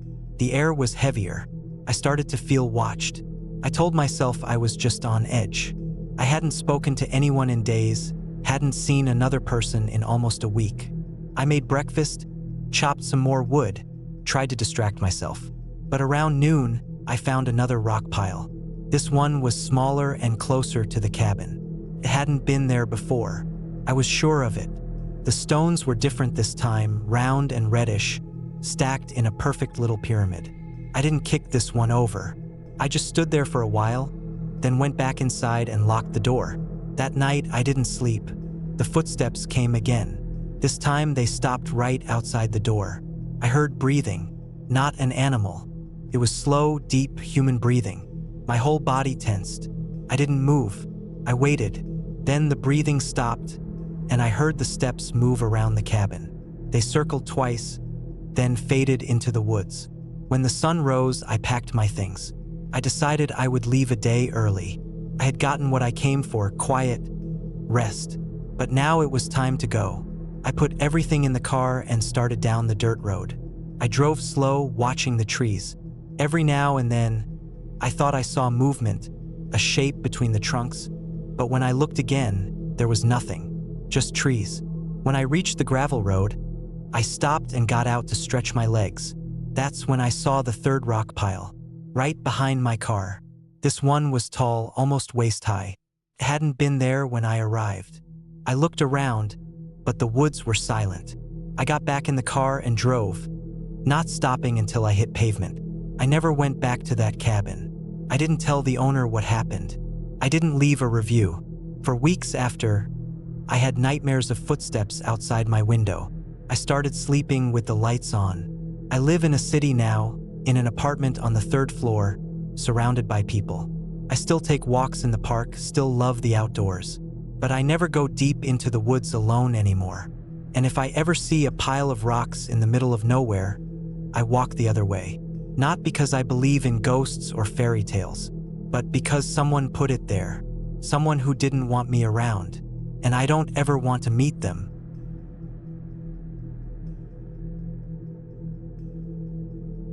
I didn't pick the cabin for comfort. I picked it because it was cheap and far. Sometimes that's all I look for when I want to be alone. Distance and silence. I had been through a bad few months. I had left my job. My phone kept buzzing with messages I didn't want to read. And my apartment in the city felt like a box with no air in it. Everything closed in on me. I just wanted to disappear for a while. So when I found a listing for a remote mountain cabin on a classified site, I didn't think twice. The pictures weren't good, but they showed enough. A small wooden place on a slope near Bitter Ridge, surrounded by trees, no visible neighbors, no paved roads, just a narrow dirt trail leading to it. It looked worn down but not dangerous. It looked like the kind of place that doesn't ask anything of you. I packed light, a few canned foods, a heavy coat, thermal gear, flashlight, batteries, first aid kit, a big knife I kept more for peace of mind than actual use, and a few other essentials. I filled 2 big water containers because I didn't know if the tap water would be usable. I brought books. No laptop, no phone. I wanted none of that. The drive took most of the day. The paved roads ended miles before the base of the ridge, and then it was slow crawling up through loose gravel and uneven ground. I passed only 2 other houses on the way up, both far below the cabin. One had a rusted truck parked outside. The other looked completely abandoned. After another hour of bouncing along the narrow trail, I saw the cabin at the top of the incline, tucked behind a crooked pine tree that had grown at a strange angle, like it was trying to escape the wind. It was smaller than I thought. The wood was aged gray and flaked where the sun had eaten away the stain. The front steps creaked under my boots as I walked up. The key had been mailed to me a week earlier in a tiny brown envelope with nothing else in it. I turned the lock and stepped inside. The air was cold and stale, like it hadn't been opened in years. Dust floated in the sunlight that slipped in through thin curtains. There was a small kitchenette, a narrow wooden table with 2 chairs, and a low sofa near a stone fireplace. A wooden ladder led to a loft where I found a mattress on the floor and an old wool blanket. No sheets, no pillow. That was fine. I had brought a sleeping bag. The silence was strange at first. I thought it'd be peaceful, but it was heavy. Not loud, just thick. The wind outside pushed against the walls softly. The trees creaked like slow joints. I didn't notice how alone I was until I sat down and heard nothing but the thump of my own heart after the long climb. The first night was okay. I built a fire using the old logs stacked beside the hearth. They were dry, probably left by the last person who stayed here. The flames crackled and spat orange light across the room, and I sat near it for a long time, just staring. That night, I slept light. My body was tired, but my mind kept moving. Every snap outside made me open my eyes. Once I even unzipped my sleeping bag to grab the knife from my backpack, just in case. I felt stupid for it, but I couldn't stop my hands from shaking until I heard the wind again and convinced myself it was just a branch. The days were simple. I walked through the woods behind the cabin, staying close, just wandering between trees, sometimes sitting on a rock and just breathing. I wrote things in a notebook, nothing important, just thoughts. I boiled water, ate cold beans, read a little. It was basic and slow, and for a while I started to feel like I was doing the right thing. But things started to feel off. It wasn't a single moment. It built slowly, like a fog rolling in so slow you don't even realize you're in it until you can't see past your hands. It started with the footprints. I was sitting outside one morning, bundled up on the front steps, sipping hot water. The air was sharp but calm. I looked down near the bottom of the hill, toward where the dirt trail disappeared between trees. That's when I saw them. Footprints. Not mine. Not animal. Not boots like the ones I wore. These were lighter, narrower, made by someone who walked close to the trees, not along the path. They curved through the snow, stopped maybe 20 feet from the cabin, and then turned back toward the woods. I stared for a long time. I hadn't heard anyone. No car, no footsteps, no voices. I walked down to them, followed them a bit. They didn't go far. They stopped at a thick cluster of trees, almost like whoever made them had just stood there watching, and then turned around. I told myself it was probably a hunter, or some hiker who didn't realize the cabin was occupied. Maybe they saw smoke from the chimney and decided not to bother me. That seemed like the most rational answer. But still, I didn't sleep well that night. I stacked one of the chairs against the front door just in case. 2 days later, I found scratches on the back wall. Long, thin ones, like someone had dragged nails across the wood, for lines maybe 3 feet long. Not deep, just enough to cut the surface. It hadn't been windy. Nothing could have caused that unless it had hands. The next morning, I saw that the firewood pile beside the house had been moved. Not much, but enough to notice. I had stacked it neatly. Now the top few logs were scattered on the ground like someone had tried to take some and changed their mind. That night, I stayed up. I sat in the dark by the window, staring out, holding the knife. I didn't light a fire. I kept the room cold and silent. Around midnight, I saw a shadow between the trees. Just a flicker, movement, too far to see clearly. It didn't come closer. It just stood there. I stayed like that for hours, barely blinking. My back started to hurt from sitting so still. At some point, I must have dozed off, because I woke up with the knife still in my lap and the window frosted from the cold. No new footprints. Nothing missing. Just the feeling like something had changed. I should have left then, but I didn't. I told myself I was imagining things, that isolation was messing with my head. I had come up here to escape, and now I was letting my mind undo all the peace I had started to find. So I stayed. I tried to pretend nothing strange was happening, but the next few days made that impossible. One morning, the front door was open. I had locked it. I remembered clearly. I always locked it before going to bed, and I always checked it twice. But that morning, the chair I had wedged under the handle was pushed aside, and the door was swinging slightly in the wind. Nothing inside was taken. Nothing moved. I walked around the cabin with a hammer I had found in the shed out back, looking for signs of forced entry. There were none, just the door, unlocked. I started hearing soft thuds at night, not banging, just small taps, sometimes on the roof, sometimes on the walls. I couldn't tell where exactly they were coming from. It wasn't animals. I had grown up in a rural town. I knew what raccoons or squirrels sounded like. This wasn't like that. It was too slow, too spaced out, like someone knocking softly, waiting. One afternoon, I hiked down the trail to where I had parked the truck, just to check it. It was about a mile down the hill near a wider clearing. I kept the keys in my coat pocket. When I reached it, my stomach dropped. The windshield had a single, deep crack in it. Across the middle, the side mirror on the driver's side was snapped off and lying in the snow. No animal had done that. I checked the doors, still locked. Nothing stolen. I turned the engine on just to make sure it still worked. It did, but I didn't feel any better. Someone had come down here. Someone who didn't want me leaving too easily. When I got back to the cabin, I packed a bag. I planned to leave the next morning. I couldn't stay anymore. Whatever reason I had come up here for, peace, quiet, escape, it was gone, replaced with a constant low fear that didn't let me rest. I rolled up my sleeping bag, stuffed my things back into my backpack, and kept my boots near the door. I decided to sleep on the floor near the window again, knife in hand. That night was the worst. I woke up around 2 a.m., not from a sound, but from the cold. The fire had long gone out. The air inside the cabin felt colder than outside. My breath floated in front of me. I sat up slowly. I knew something wasn't right. Then I heard it. Footsteps. On the roof. Not fast. Not heavy. But clear. Deliberate. Step. Pause. Step. I didn't move. Couldn't. I just stared up at the ceiling, heart pounding in my chest like it was trying to escape.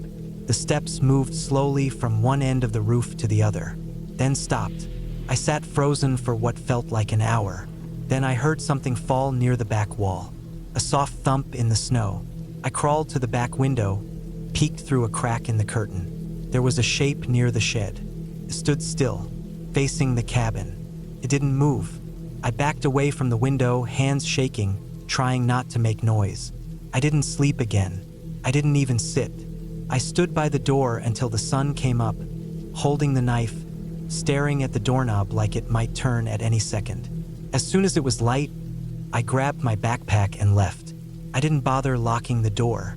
I jogged down the trail, sliding.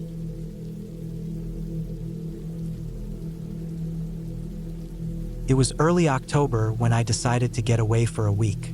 Life had been feeling too heavy for too long, and I needed something quiet, something simple, something that didn't include my phone ringing or people needing me for anything. I booked a remote cabin in the far north of Minnesota, way out past Ely, almost to the Canadian border. The kind of place where the trees swallowed the road, and you could drive for half an hour without seeing another car. It was an old cabin, built sometime in the 1950s, nestled against a lake with no name, according to the map. No internet, no phone signal. That was part of the appeal. I packed up my SUV with groceries, a couple of paperback books, a fishing rod I barely knew how to use, and a few clothes. I made sure the tank was full before I left the last town. The drive up was long but beautiful. The farther north I went, the fewer houses I saw. By the time I turned onto the dirt road that led to the cabin, I hadn't seen another car in over an hour. The cabin was just like the pictures. A small, weathered structure of dark brown logs with a stone chimney, a sagging porch, and a tin roof that clicked in the wind. The lake was just behind it, calm and flat like glass, surrounded by dense forest. There wasn't another structure in sight. No docks, no cabins, nothing. Inside, it was simple but functional. A fireplace, a couch, a small kitchen, a dining table, and one bedroom. There was a narrow staircase leading to a loft space with a second bed. A few oil lamps hung on hooks. There was a gas-powered stove and fridge, and a huge stack of firewood outside. I brought in my things, locked the car, and settled in. I was looking forward to silence.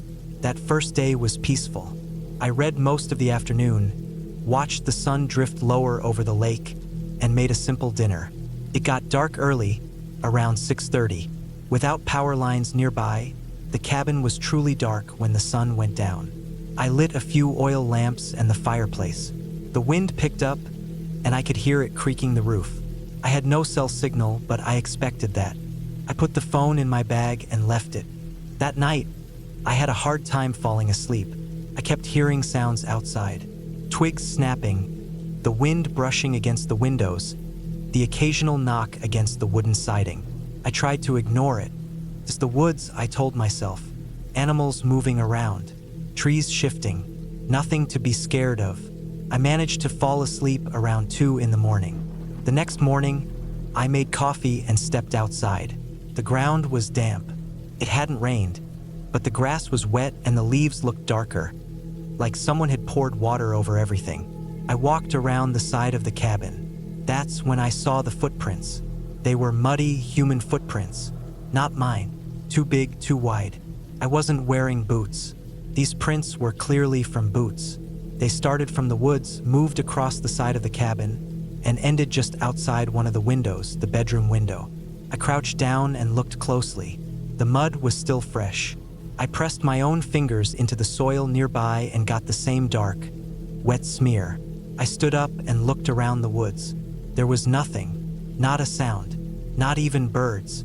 I stood there for a minute or two, listening hard. Nothing moved. The woods were too quiet. I went back inside and locked the door. I checked every window. They were all shut, but none had locks. Not really, just those old hook and eye latches. I checked upstairs. Nothing out of place. I sat on the couch and tried to calm down. Could have been a hiker, I thought. Maybe a hunter. But why come so close to the cabin? Why stare into the window? I stayed inside most of the day. I read a little, but I couldn't focus. I kept listening. Every sound made me twitch. I didn't go back outside until early evening, just before sunset. I walked down to the lake. The water was still and dark, like oil. There were frogs somewhere nearby, but I couldn't see them. I thought I saw a ripple in the water, but it was too far to tell. I walked along the tree line a little, scanning the ground. I didn't find more prints. That night, I didn't light the oil lamps. I didn't want to make myself a target. I sat in the dark with only the fireplace burning low. I kept the flashlight close. Around midnight, I heard something again. A soft knock, then another. Not the wind. It was coming from the back of the cabin. I held my breath and didn't move. The knock came again, this time closer. Then I heard a slow scrape across the back window. I stayed still for hours. I didn't sleep. I just stared into the darkness, gripping the flashlight.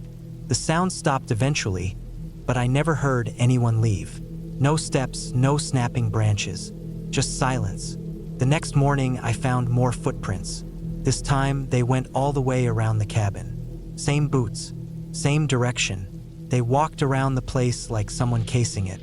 No signs of forced entry, just the prints. I started feeling like I was being watched. I wanted to leave, but I told myself it might be nothing. Maybe a local checking on the property. But I knew that wasn't true. They would have knocked at the door. They wouldn't walk around in the middle of the night. They wouldn't hide. That third day, I stayed alert. I checked the windows constantly. I listened to every creak and shift in the cabin. I started to hear things during the day, too. Small things. The sound of leaves crunching under slow steps. A breath, maybe. Couldn't be sure. Around noon, I was looking out the kitchen window when I saw movement at the edge of the trees. A figure, just standing there. Tall, broad-shouldered, wearing something dark. Not moving. I ducked away from the window and waited. When I looked again, the figure was gone. That night, I put a chair under the door handle. It was the only thing I could think to do. I didn't have a weapon, not really. Just a long knife from the kitchen. I stayed downstairs again, near the fire. I tried not to blink too long. Just kept staring into the dark. Around 1 in the morning, I heard it again. Not footsteps, breathing, right outside the wall. Heavy, slow. Then something tapped the window behind me. Not a knock. Tap, light, deliberate. I didn't move. My body was locked. My hand was cramping around the flashlight. The tap came again. Then it dragged across the glass. I waited until morning to move. The second the sun came up, I went outside. No prints. The ground was dry, but I know I heard it. That was the last straw. I packed my things fast and got in the car. I didn't care if it felt like I was running. I turned on the engine and drove out, bouncing down the dirt road so fast I almost lost control more than once. I didn't stop until I reached town. At the gas station, I told the clerk someone had been walking around the cabin. He looked at me a long time before nodding slowly. He told me no one should have been out there, not for miles. He said there used to be an old trapper that lived near that lake decades ago. Big guy, kept to himself. He vanished one winter, never found. People figured he got lost in the snow, but some claimed they still saw lights in the woods sometimes. Figures moving. I didn't answer. I just nodded, got back in the car, and left. Back home, I didn't talk about it to anyone. Took me weeks to sleep through the night again. I kept locking every window, every door. I bought security cameras. I still can't explain what happened at that cabin, but I know what I felt. I wasn't alone out there. Someone was watching. Someone was waiting. And whoever they were, they didn't want me to leave. But I did, and I'll never go back.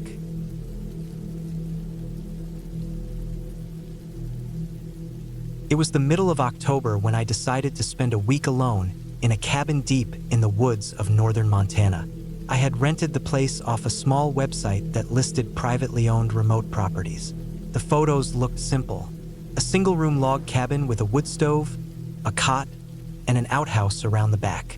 The cabin sat on a clearing, about a half-mile from a gravel trail, and that trail stretched 10 miles through dense forest before connecting to the nearest dirt road. I was 32 at the time and had spent most of my adult life in busy cities. This trip was supposed to be a break from screens, noise, and people. I packed light but brought the essentials. I had a satellite phone, a map, a loaded pistol for bears, canned food for 10 days, and a water filter. I also brought a camp lantern, a fire-starting kit, and a solar charger for the phone. It took me 6 hours to hike to the cabin from where I parked, and by the time I reached it, the sun was already low. The air was crisp and cold. There was no one else for miles.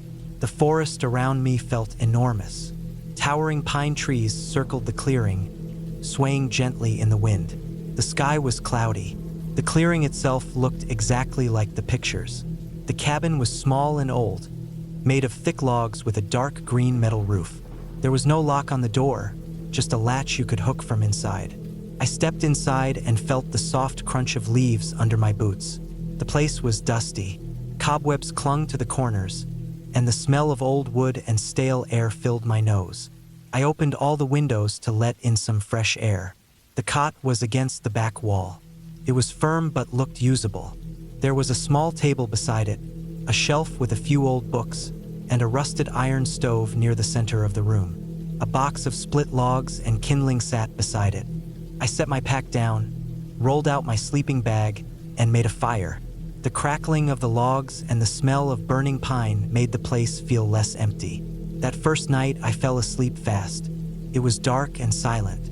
Not city silent, but forest silent.